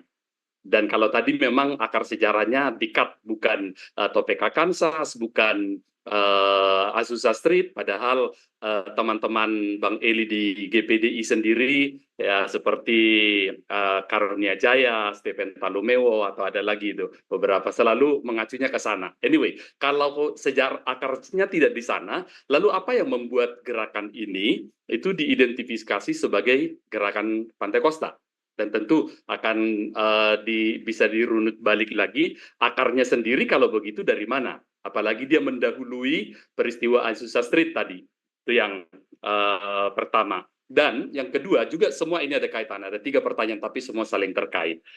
Karakteristik Pantekosta atau Pentakosta itu kan bukan pada pelayanan sosial, tapi biasanya itu kepada misi. Dan misinya pun kalau kita istilahkan sekarang, mungkin mereka-mereka yang agak open-minded menyebutnya sekarang mengartikannya dalam arti yang agak sempit, yaitu misi itu adalah penginjilan, pertobatan, kesembuhan, baptisan Roh Kudus. Kira-kira itu yang seputar itulah, atau full gospel itu. Nah, dan tadi dari pemaparan Bang Eli, mungkin karena saya belum baca papernya secara utuh, ciri-ciri itu tidak ditampilkan, bahwa inilah yang menunjukkan gerakan atau peristiwa dan kemudian rangkaian sejarah yang di Temanggung itu adalah Pantekosta. Jadi berarti apa yang membuatnya teridentifikasi sebagai gerakan Pentakosta, dan sekaligus karena akarnya berbeda, apa pula yang membedakannya dengan gerakan Pantekosta secara umum? Ya, yang terakhir ini juga memang saling terkait. Ketika tadi memang sudah dimunculkan istilah yang dipakai adalah istilah Pinkster, yang dari bahasa Belanda, memang arti literalnya memang Pentakosta. Tapi tadi menarik ketika dipaparkan bahwa selain bukan dari akar sejarah yang sama dan juga bukan hasil studi biblika dari kisah para rasul dan sebagainya, tapi kata Pinkster terus-menerus atau konsisten dipakai. Pinkster Kirk, Pinkster Gemeente, Pinkster Brother, Pinkster Beweging dan sebagainya. Nah, kenapa kok kalau tidak dari akar sejarah yang sama dan dari studi biblika ke kisah para rasul, kenapa kok malah memakai Pinkster yang notabene secara literal memang artinya Pentakosta? Ya, itu dulu. Makasih. Baik, Bang Elia bisa mungkin langsung menjawabnya. Ada 3 pertanyaan tadi yang telah dipaparkan. Jika Pak Amos mau menambahkan nanti, boleh ya Pak ya, dipersilakan. Oke. Saya mulai dari begini. Saya harus mengatakan secara jujur, saya bukan mahasiswa STT. Saya bukan anak STT loh ya. Anak sekolah Alkitab, yes. Ini bukan menghina, tapi memang menjelaskan latar belakang keilmuan saja ya. Jadi ilmu saya memang bukan ilmu STT, maka saya sinting sendiri, gila sendiri, aneh sendiri di mata kawan-kawan yang latarnya adalah STT. S1 saya kan pendidikan agama Kristen, jurusan sekolah tinggi jurusan sarjana teologi ya, di universitas. Fakultasnya kami fakultas pendidikan. Walaupun dosen-dosennya kan dari STI juga. Tapi memang latarnya adalah ilmu kependidikan di universitas. S2 saya S2 di Universitas Negeri Yogyakarta, pendidikan juga, S3 juga. Maka ilmu saya memang bukan ilmu STT. Ilmu saya adalah saya ingin dikenal sebagai social scientist saja. Bukan sejarawan, nggak cocok, biarlah kawan-kawan aja yang sejarawan.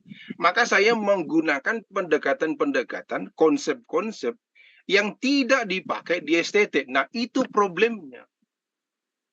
Itu problemnya sendiri, karena, nah saya misalnya, saya supaya agak lengkap itu saja maksud saya ya. Misalnya begini, di dalam social science itu, di dalam menulis sejarah, paling tidak bisa dibagi dua misalnya. Apakah dia, ini sudah bisa dilihat ya. Apakah dia seorang penulis profesional atau dari disiplin keilmuan lain atau masyarakat biasa. Jadi orang yang menggeluti di dunia sejarah itu bisa sejarawan profesional, artinya S1, 2, 3-nya di pendidikan sejarah gitu kan. Atau dari disiplin ilmu lain, saya di nomor 2 itu. Lalu ada yang masyarakat biasa yang geger pacinan misalnya, banyak sekali itu sejarah-sejarah ketionghoaan justru ditulis oleh orang masyarakat biasa aja, dan itu diakui resmi sebagai data resmi. Nah, saya masuknya dari disiplin keilmuan lain yang nanti dipagari dengan ini konsep-konsep atau katakanlah kerja-kerja metodologis yang diakui di dalam ilmu sejarah yang bukan di STT. Itu maksud saya. Sorry ya, bukan mau mengatakan mana lebih baik, mana lebih buruk. No. Jadi ada intuisi, boleh kok berintuisi, nggak ada masalah. Dan Pak Amos Kanto sering menyebutkan nama Kunto Wijoyo dan yang lain-lain, sejarawan dari UGM itu banyak menuliskan soal itu. Ada intuisinya, ada imajinasi, emosi sastrawi, gaya bertutur, spekulasi akademik dan yang lain-lain. Terus ada intuisi. Opung Aritonang itu kan sejarawan gereja. Pandenen dan yang lain-lain. Maka konsep yang saya pakai adalah konsep Gemeente. Gemeente itu ilmunya ada di Unair sama UGM itu, Erlangga. Namanya perkembangan pembangunan kota. Untuk Indonesia itu ada di Erlangga sama di UGM. Nah kami dosen-dosen UNJ itu semuanya dari UGM gitu loh. Jadi ilmunya memang ilmu dari bulak sumur itu loh. Maka kami diajarkan konsep-konsep. Saya menggunakan ilmu Gemeente perkembangan kota. Nah, dalam perkembangan kota harus ada syarat-syarat yang harus dipenuhi ketika kota itu disebut menjadi satu kota. Kejadian di Temanggung, Jawa bagian tengah, saya menyebut Jawa bagian tengah karena pada waktu itu Yogyakarta itu bagian dari Jawa Tengah, maka Jawa bagian tengah. Dulu hanya ada Jawa bagian barat, Jawa bagian tengah, Jawa bagian timur. Sebelum sistem provinsi dikenal di Indonesia. Nah, maka Karasidenan Kedu itu bagian dari ilmu perkembangan kota yang saya bilang tadi. Harus ada rumah sakit, harus ada perkumpulan masyarakat, harus ada perkebunan, harus ada gereja, harus ada masjid, dan yang lain-lain. Maka dengan ilmu yang sudah dibuat oleh Skarten, orang Belanda yang mendirikan kota Semarang dan kota-kota lain, desainer kota Batavia juga, kan ada namanya bukan Skarten, Karsten.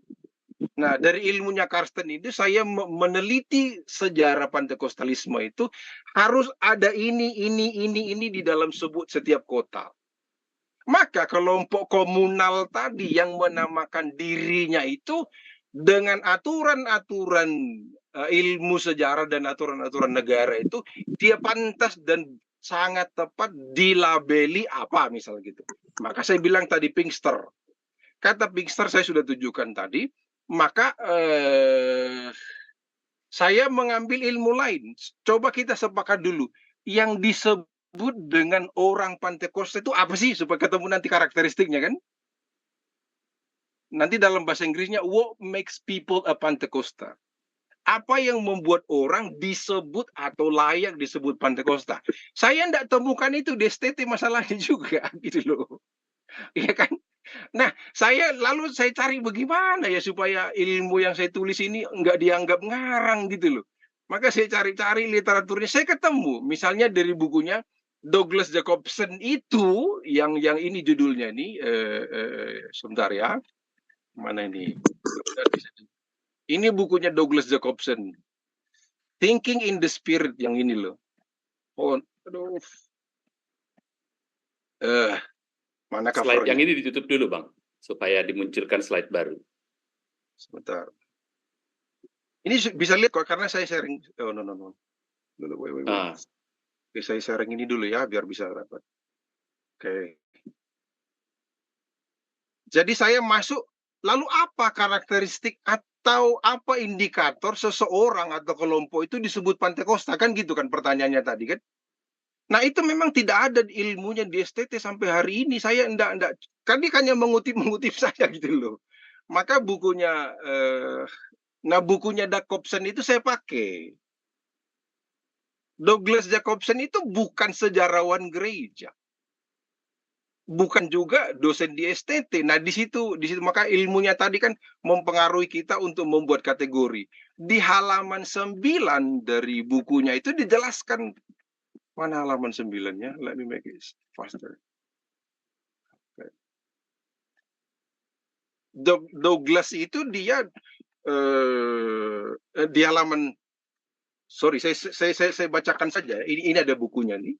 Douglas itu adalah dosen di Messias College di Amerika. Jadi dia bukan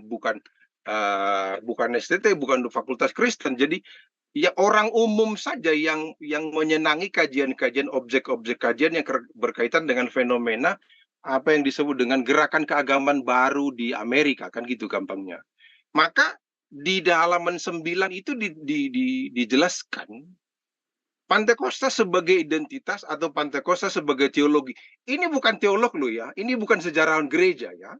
Dia orang biasa saja di fakultas, di kampus umum saja, lalu membuat penjelasan-penjelasan apa yang membuat orang itu disebut Pantekosta gitu. Nah Di halaman 89 itu dijelaskan, yang membuat seseorang itu menjadi Pentakosta adalah satu, dibuat definisinya.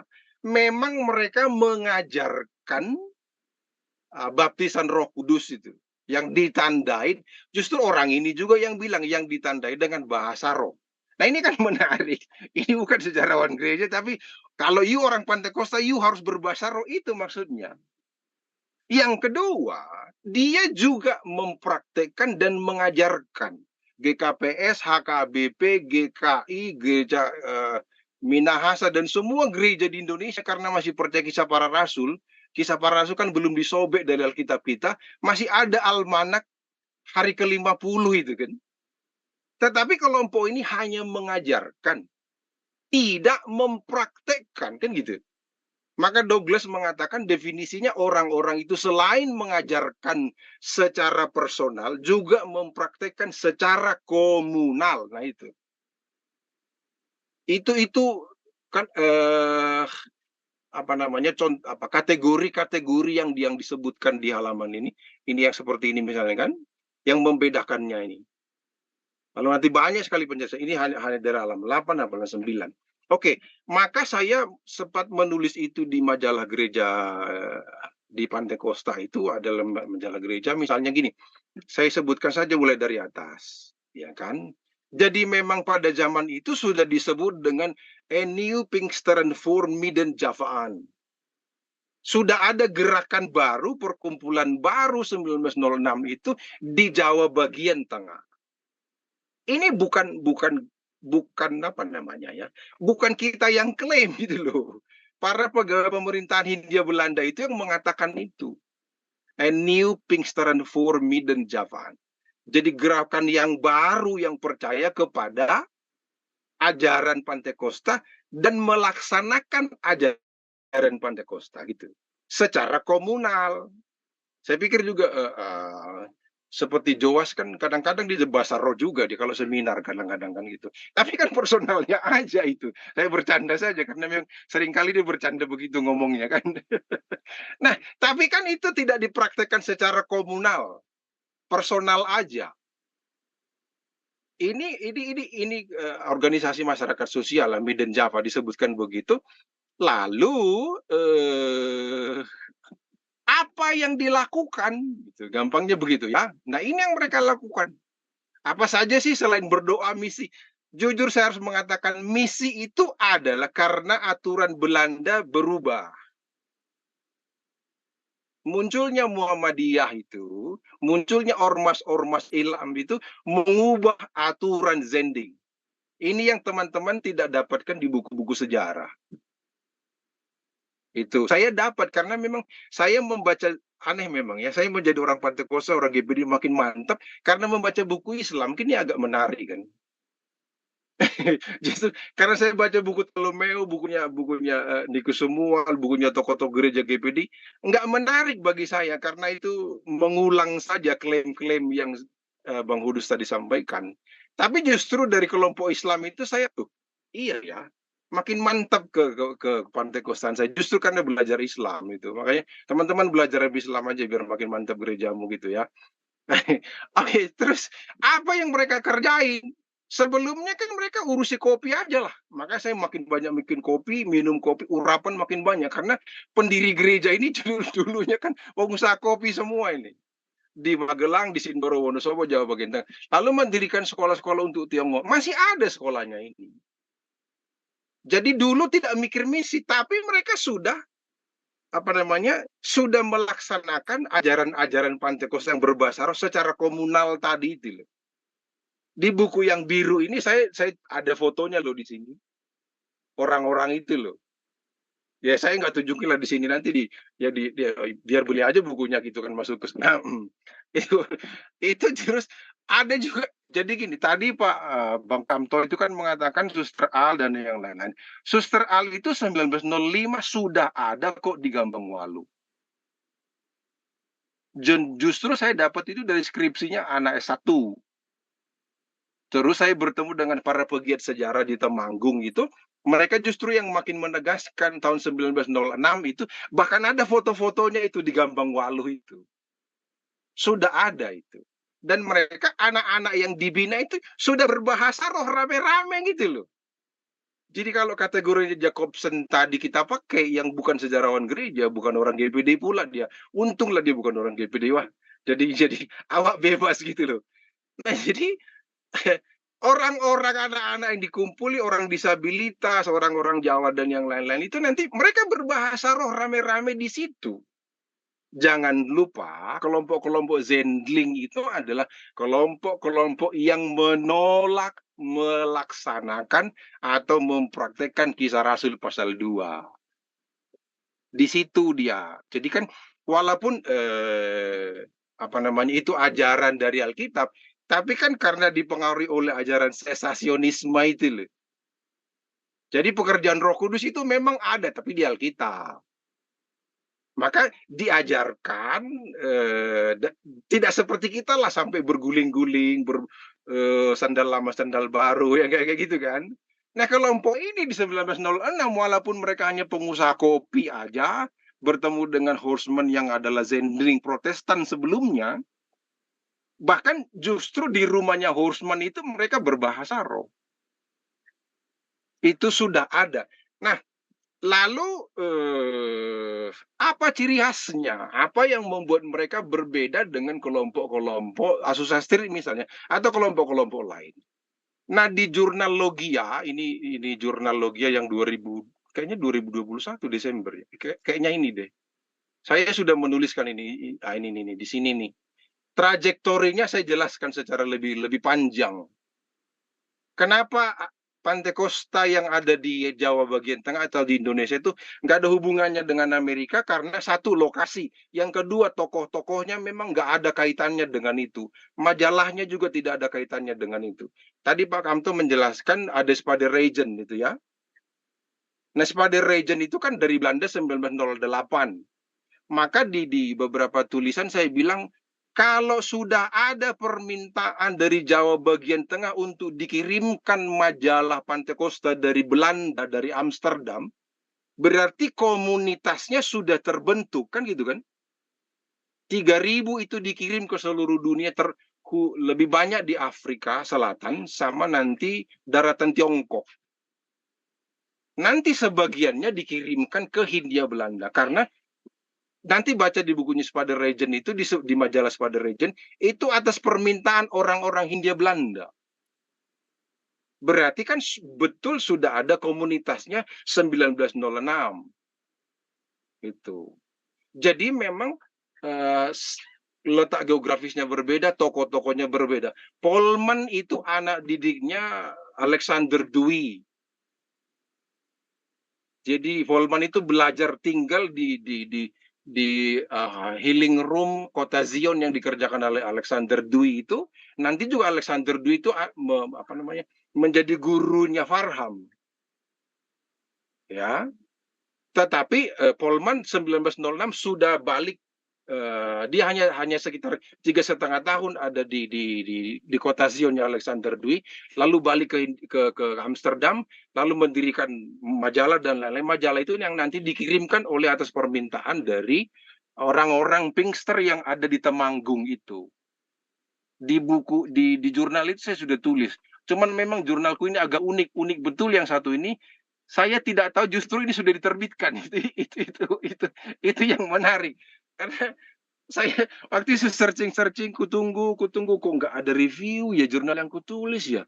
Terus entah bagaimana itu saya buka cari-cari kata kunci di Google, lo ketemu tulisan saya, lo kok sudah diterbitkan tulisan saya, maka ada salah-salah ketik lah. Maklum lah orang Pantai Costa kan kayak begitu ya. Nah, sudah terbit. Nah di sini saya jelaskan tokoh-tokoh Amerika yang bertobat itu kan dimulai 1914. Azusa Street sudah selesai 1909. Orang Pantai Costa yang Amerika itu baru bertobat 1914. Sudah lama peristiwa itu selesai. Dan dia nggak pernah belajar ke sana, nggak pernah ikut juga gitu kan.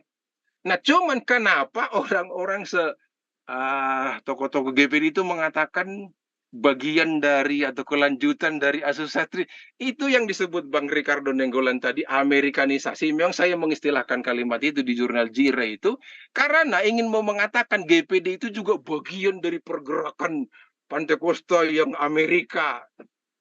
Tai kucing lah, nggak ada itu. Nggak boleh kita membuat begitu. Jadi dia ingin dikenal sebagai jawara Pantekostalisme di dunia. No, no, no, no. Jangan berbohong. Nggak boleh, sejarah is sejarah. Karena orang Amerikanya pun bertobat 1914. Bagaimana dia bagian dari Azusa Street? 1914 Bapak Mother Church-nya GSJ-nya Bang Hudus itu sudah lahir kan? Assemblies of God Amerika berbentuk fellowship. 1909 sudah lahir dia. Yang GSJ kita kenal sekarang untuk Indonesia kan?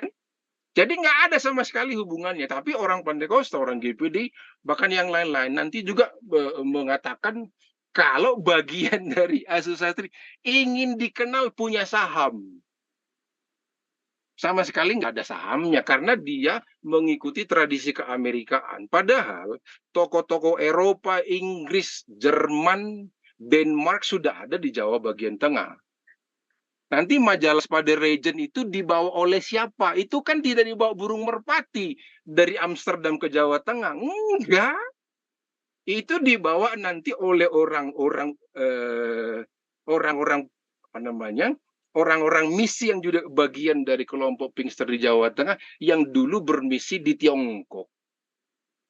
Jadi tangan-tangan misionaris yang dari Tiongkok nanti mereka kan dikejar-kejar itu karena munculnya komunisme Tiongkok itu, maka lari mereka semuanya dari situ tersebar kemana-mana itu.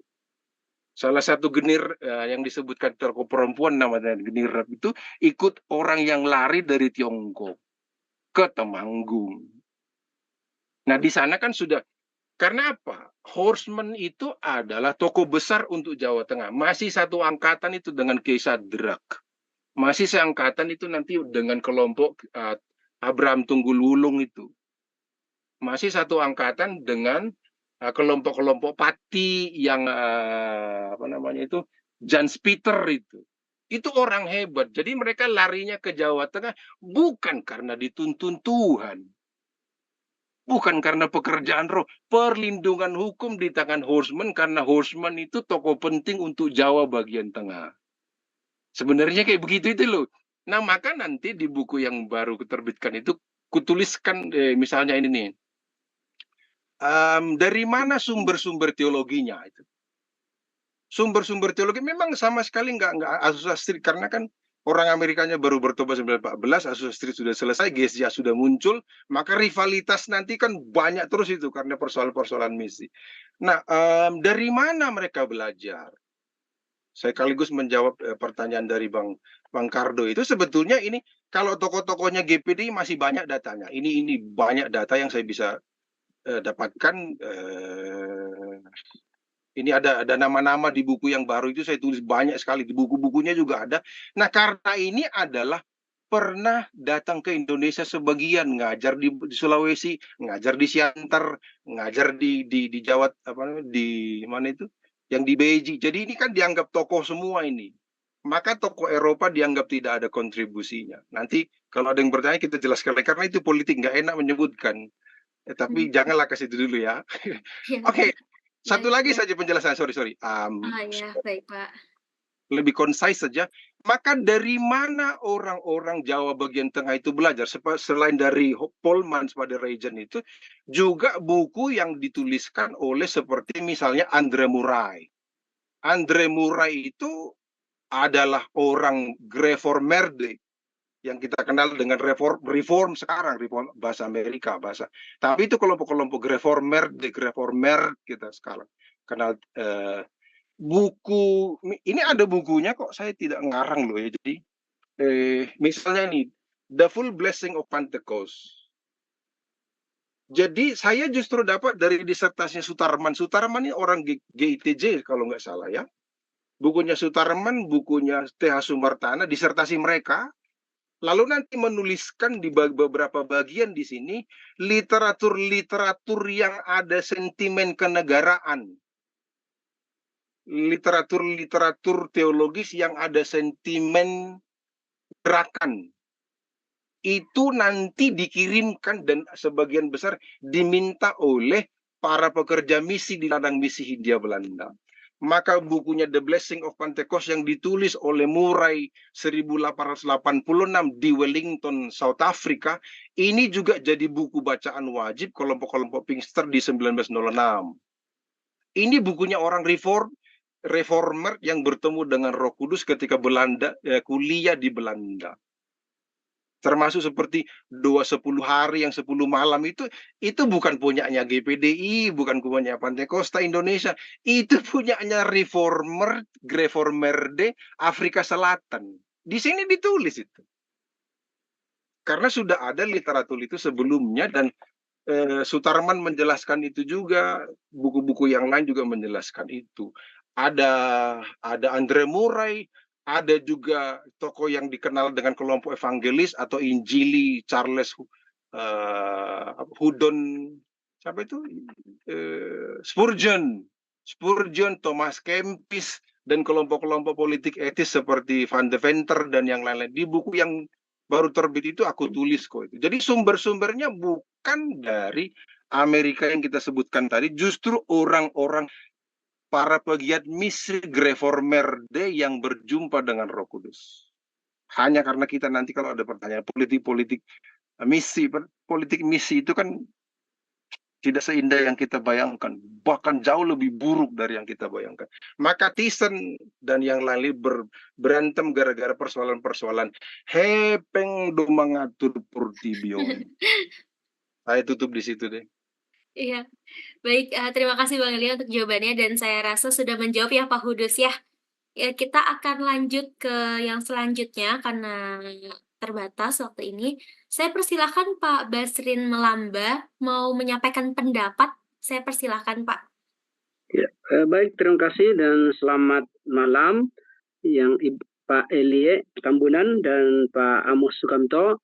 Yang pertama mengenai studi-studi bapak-bapak, ya ini bukan persoalan sejarawan atau bukan yang menulis, tetapi bagaimana perspektif yang dibangun kemudian paradigm dalam ilmu sejarah. Tidak ada masalah, kan ada sejarawan amatiran, profesional dan peminat sejarah, tidak ada masalah. Tetapi ada beberapa hal. Yang pertama, setiap generasi itu menuliskan sejarahnya. Makanya dialek sejarah itu tanpa akhir. Generasi sekarang ya Anda mungkin mengklaim bahwa kita yang paling benar, tetapi ke depan itu sejarah bisa ditulis. Ada beberapa alasannya. Yang pertama, menemukan sumber terbaru, bukan sumber yang baru ya, sumber terbaru berkaitan dengan peristiwa itu. Boleh jadi ahli yang satu itu belum menemukan itu, kemudian kita datang menemukan itu. Kedua, karena interpretasi yang baru, tafsir-tafsir dalam hal konstruksi rekonstruksi sejarah itu penting, apalagi yang berkaitan dengan eksplanasi sejarahnya. Nah, ya, perlu diingat bahwa perkembangan ilmu sejarah itu sudah jauh, bukan hanya yang digemari sekarang orang sebagai sejarah naratif, sejarah cerita-cerita saja tentang kapan, siapa, di mana, tetapi bagaimana kita menjawab tentang apa yang disebut dengan bukan hanya proses, tetapi bagaimana. Nah, kemudian pendekatan dalam ilmu sejarah paradigmnya itu ada 3 yang disebut dengan peristiwa. Jadi saya lihat bapak-bapak itu pendekatannya cuma peristiwa aja. Ya, kemudian yang kedua adalah struktural. Struktur, bagaimana kita melihat struktur-struktur yang ada dalam konteks sebuah peristiwa. Kalau Pak Sartono itu untuk menguraikannya itu, ya kita coba melihat dengan pendekatan ilmu sosial. Bisa pakai misalnya analisa sosiologi seperti oleh Karl Marx atau siapa. Itu bisa kita menemukan kenapa orang masuk Pantekosta. Itu bisa kita pakai yang disampaikan oleh Marx. Kemudian pendekatan strukturalisme. Nah, ini yang paling ini bagaimana bukan hanya peristiwa tetapi bagaimana menangkap struktur. Nah, betul tadi yang disampaikan oleh Pak Elie tentang beberapa unsur yang saya catat di sini. Ya sebenarnya dalam sejarah juga itu dikenal, ya kan? Ya seperti begini. Tapi berbeda antara sejarah dengan sastra. Sejarah itu trustnya itu adalah sumber, ya, history source.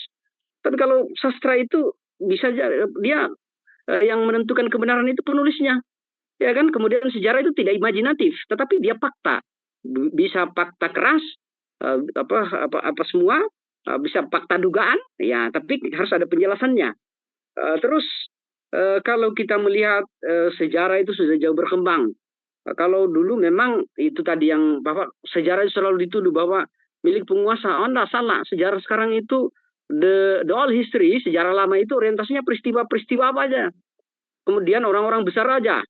Ya, nah, the Great Man Theory. Tapi kalau yang sejarah sekarang itu the new history itu adalah orientasi, problem oriented, masalah. Kemudian siapa saja bisa ditulis.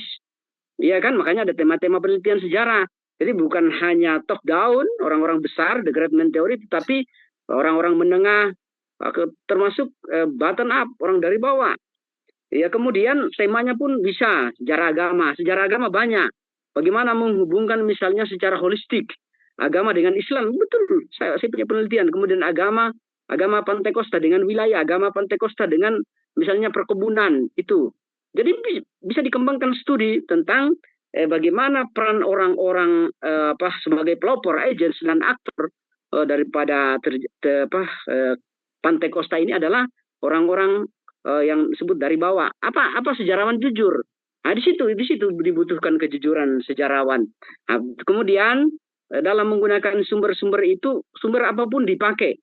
Nah, kemudian tidak, orang sejarah itu yang perlu dipahami bukan hitam putih mengatakan kamu tidak benar, tapi bagaimana kita menunjukkan dialog tentang sumber. Anda pakai sumber ini ada yang salah. Oh, ini otentitasnya, kredibilitasnya, oh, ini tidak dikritik. Ini sumber salinan. Saya menemukan sumber baru yang mengatakan hal lain, bahwa ini ada data dukungannya. Pak Amos tahu itu korporasi dalam sumber. Ya, jadi yang berkembang itu adalah metode sejarah bagaimana menemukan kebenaran itu. Oh, banyak, ada caranya memang. Terus yang saya ingin sampaikan adalah siapapun boleh. Terakhir ya Pak Basrin ya. Saya mau soroti dulu itu tentang orang sejarah juga bagaimana ada imajinasi. Oh iya, seorang sejarawan harus berimajinasi, tapi nanti berimajinasi nanti berdasarkan sumber. Kemudian memang orang sejarah juga mengenal apa yang disebut bagaimana first hand, hermeneutik. Jadi bukan hanya ilmu-ilmu lain yang mengenal. Kalau orang sejarah paham tentang itu, maka baguslah tulisannya. Kemudian memang tantangan sejarawan itu adalah karena jarak antara pelaku, ya kan sudah pada mati semua. Ya, jadi bagaimana kita melacak sumber itu, jarak antara peristiwa dengan sejarawan. Kemudian dia mengemukakan bukti-bukti, evidence, berdasarkan rekaman, remains, boleh lisan, kemudian boleh tulisan, kemudian artefak, tapi boleh diingat, sejarah itu tidak mengenal survei. Survei itu ilmu alam, iya kan, orang arkeologi maupun yang lainnya, itu hal salah itu kalau pakai survei. Kita itu observasi partisipan maupun yang lainnya, ada beberapa hal. Ya kan, tentu mengamati lingkungan, tentu mengamati peninggalan, tentu mengamati perilaku yang tidak bisa ditangkap dengan kasat mata. Itulah yang disebut dengan strukturalisme. Jadi antara sejarah dengan ilmu sosial itu sangat sangat dekat. Bagaimana berpikir sejarah antara sinkronik dengan diakronik, antara ada 4 itu yang harus dipahami sehingga tidak ini. Terus nulis sejarah itu bukan peristiwa untuk masa lalu, tapi bagaimana kita memberikan sebuah dialektika bahwa sejarah itu berguna loh. Interaksi antara manusia dengan manusia melahirkan sebuah peristiwa, di situ kita menilai maknanya. Apa? Mengapa? Pilihnya. Jadi banyak hal yang saya mau, ini siapapun, kita hargai sumber-sumber itu, tentu dengan memperbandingkan, bukan langsung bilang, oh salah tulisannya, itu hitam putih itu. Sama coba melihat kausalitas tentang G30 SPKI. Kalau Anda bilang PKI, ya mungkin, tapi ada mencoba melihat perspektif baru, kemudian temuan-temuan baru. Ya, bukan hanya melihat sebuah ini. Kemudian, bagaimana studi-studi itu fokusnya di mana? Jadi bukan sejarah itu bukan hanya ini, tapi harus ada fokusnya. Di mana kita melakukan studi. Ya, kemudian mengenai kita cari juga yang disebut dengan unik. Makanya begini, di antara sejarawan saja itu melahirkan beberapa buku. Sejarah Nasional Indonesia, SNI, datang lagi, harus sejarah, semua itu bukan memberikan sebuah dialektika tentang bagaimana penemuan ini. Kemudian bagaimana misalnya begini, istilah tadi itu perlu dikoreksi. Nanti kalau yang disebut dengan Protestan Protestan itu sending, tidak sama dengan misi. Coba lihat literaturnya maupun ininya. Kemudian tentang bagaimana mencoba kenapa? Ya. Sebenarnya banyak yang saya mau jelaskan supaya kita tidak salah persepsi tentang yang menjadi pertanyaan besar saya. Kenapa ini Pantai Costa ini tidak berkembang di Indonesia? Termasuk Sulawesi Tenggara. Baru itu Pantai Costa. Padahal sudah zaman Belanda. Kristen itu lumayan berkembang di Sulawesi Tenggara dan tempat lain. Protestan ya, dengan Katolik.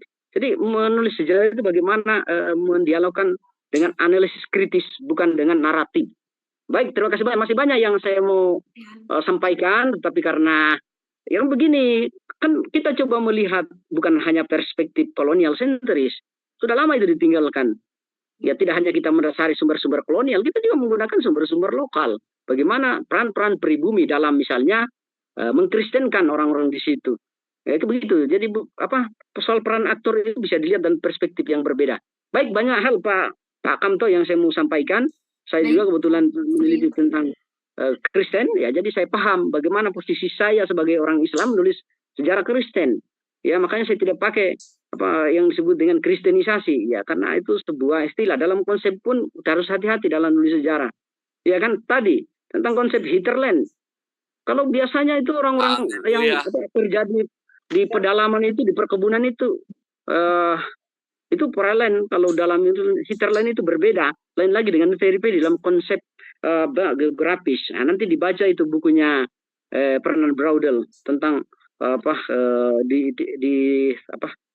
tentang peristiwa itu pendekatan struktural itu menarik.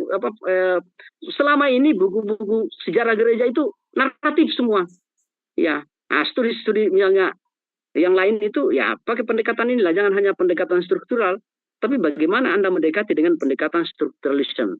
Itu jauh lebih ini bisa dibaca. Baik, terima kasih. Saya mohon maaf Pak Kamto, banyak hal. Atur nuhun, Pak Dr. Basrin Melamba, teman saya studi di Unpad, seorang Muslim sejati, tapi menggumuli sejarah gereja di Sulawesi Tenggara. Atur nuhun, Sharon silakan. Baik, Bapak, terima kasih untuk masukannya.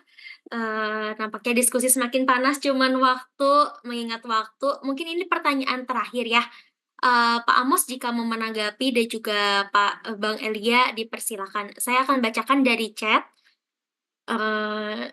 Ini pertanyaan dari Pak Hari. Yang pertama, bagaimana Pantai Costa ini berhadapan dengan budaya lokal? Karena kan pergerakan di Indonesia berawal dari Temanggung. Apakah adaptif atau konfrontatif? Yang kedua, jika konfrontatif bagaimana bentuknya? Dan jika adaptif bagaimana bentuknya? Mungkin Pak Amos yang mau menanggapi dahulu. Ini pertanyaan terakhir. Iya, kalau yang saya dapat kalau yang di Bandung karena memang wilayah kerja orang-orang citizen itu bukan di orang lokal ya tapi orang Tionghoa dan orang Eropa, maka memang pendekatan mereka tidak menggunakan pendekatan kultural. Itu yang saya dapatkan dari apa yang saya baca dari sumber-sumber yang ada di Bandung. Dan memang hampir semua termasuk dari NZV pun juga memang mereka sangat anti dengan budaya lokal. Jadi kalau pertanyaan Pak Hari konfrontatif, saya bisa menyimpulkan konfrontatif. Saya tidak tahu kalau yang di Temanggung dan sebagainya. Tapi seingat saya kalau di Gambang Waluh itu pun nama Jawa sudah hampir tidak muncul itu. Rata-rata nggak ada nama Sukamto rasanya di sana. Adanya Matius, Yohanes gitu. Tapi Bang Elia yang akan menjelaskan. Ya, baik. Bang Elia boleh menjelaskan mungkin secara singkat ya Bang ya. Terima kasih. Ya, saya pikir itu kan kalau mau dibilang saya tetap mengatakan I like the idea kristenisasi, apapun tadi Pak yang dari Sulawesi mengatakan hati-hati dengan konsep, karena kita bicara fakta, ini tidak bicara ilmu ya. Memang Zending datang ke sini ngapain ya, kristenisasi. Misi datang ke sini ngapain, apa ya, kristenisasi. Bahasa misi memang terminologi yang dipakai oleh Katolik, Zending dipakai oleh Protestan. Terus Pantekosta menggunakan kata misi juga dalam pengertian mempantekostakan orang Protestan, kan begitu. Jadi itu fakta di lapangan, bukan karena kita etika berilmu. Saya tidak peduli dengan etika berilmu dalam menjelaskan fakta, karena memang itu kenyataan. Bagaimana mereka bermisi di kelompok-kelompok Pantekostalisme itu sederhananya begini saja. Orang Muhammadiyah mengatakan orang yang menjadi orang Kristen sama dengan babi hutan. Berarti kan apa itu? Karena sudah dimulai dengan sebelumnya kalau banyak data literatur yang ditulis oleh kelompok-kelompok Pantekosta itu juga yang mengatakan agama Islam itu masuk neraka. Ya hanya Yesus keselamatan, model hanya keselamatan ada di dalam Tuhan, ada di dalam gereja. Begitu modelnya memang. Kalau mau bicara apa adanya ya, maka diganti namanya dari Yunus dari nama Jawa diganti menjadi nama Kristen. Sebetulnya bukan karena itu dalam pengertian sisi mata zending atau mata misi, bukan. Karena memang itu yang namanya ingin mengganti semua identitas lama. Di buku yang aku tulis itu yang 910 halaman itu ributnya memang dengan kelompok Islam, dengan kelompok Jawa tradisional yang kita kenal dengan kejawen sekarang. Itu jadi saya sendiri menulisnya memang tidak menggunakan istilah mata zending atau dari mata Indonesia. Justru ketika kita mengatakan dari perspektif Indonesia, kita sama saja dengan orang Barat yang menulis dari matanya mereka. I don't care apapun orang bilang. Saya menulis fakta di lapangan. Begitu. Jadi sejarah bukan ditulis pemenang, itu tidak betul. Sejarah itu ditulis oleh penulis. Apakah penulisnya orang biasa, apakah penulisnya orang pejabat? Sejarah itu ditulis oleh penulis, that's it. Mau kelompok kecil, kelompok besar kan tidak seperti itu. Nah tadi yang disebutkan itu kan ilmu-ilmu yang sudah sangat tua itu, struktural dan segala macam. Nanti endingnya sederhana kok, satu kalimatnya apa itu? No source, no history. Kan itu bahasanya itu kan? Tidak bisa begitu. Karena belum semua kenyataan di lapangan itu ditulis. Lalu kalau tidak ditulis, tidak ada penelitian. Saya menggunakan ilmu yang disebut dengan fakta di lapangan itu kayak apa? Karena seperti di Facebook saya 2 hari lalu, orang mandi di sungai dibaptiskan masih ada sungainya kok. Tapi belum ada yang menulis itu kan. Maka seperti di seminar kita yang kemarin tuh, kalau tidak ada sumber-sumber yang banyak, sebaiknya mahasiswa itu diarahkan untuk menulis yang lain karena nanti tidak selesai atau tidak ada sumber-sumbernya. Kalau sudah ada sumber, saya mohon izin kepada kawan-kawan tidak usah tulis sejarah. Karena sudah ada sumbernya kan. Lah untuk apa lagi ditulis? Tapi nanti kita mengatakan, oh tidak bisa dari mata Zendling, tidak bisa dari mata Barat, hanya dari mata lokal. No, sama saja kita kalau mengatakan no source, no history. Tidak betul. Selalu ada source, ada arkeologisnya. Yang tidak ada adalah penulisnya kan gitu. Maka harus turun ke TKP. Jadi teman-teman jangan pernah menganggap ilmu-ilmu lama itu yang model-model strukturalisme lah, makro lah, dan segala macam diakronis dan lain-lain. No. Itu ilmu yang sudah lama sekali justru. Yang ada itu fakta di lapangannya kayak apa. Nah itulah yang dituliskan entah dengan kritis, entah dengan deskriptif. Kenapa saya bilang tadi dari awal saya mengacu model begini, memang saya kan kelompok-kelompok Eric Fromm yang ideologi kiri dalam berilmu, memang saya itu kan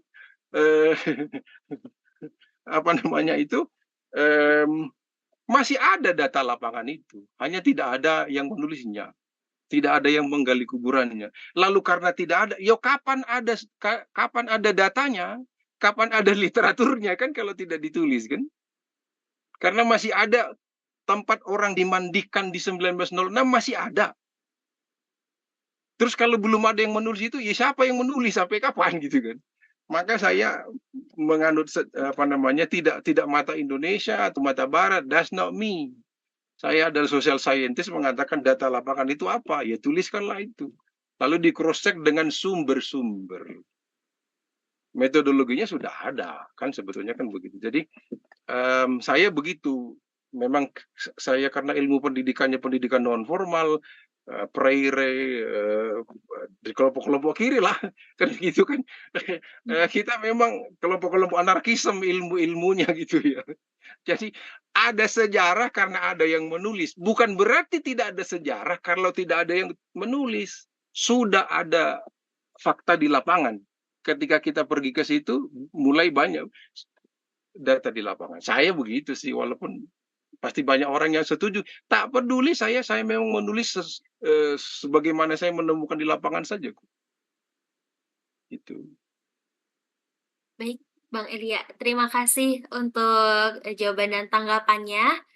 Bapak Ibu saudara-saudari, mohon maaf jika masih ada pertanyaan atau tanggapan seperti itu. Kita harus sudahi di sini karena mengingat waktu ya.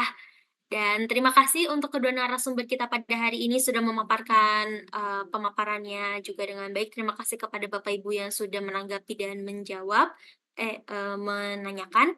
Dan di sini ada beberapa pengumuman untuk diskusi bulanan kita pada hari ini.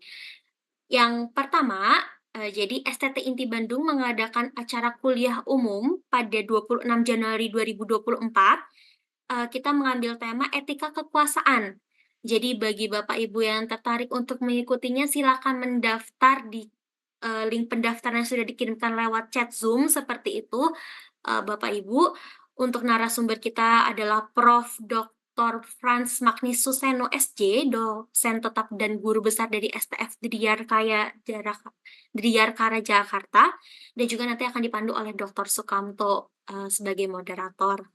Dan yang kedua, e-sertifikat akan diberikan kepada peserta yang hadir dalam diskusi bulanan dan juga yang sudah mengisi form evaluasi yang akan dibagikan kepada peserta.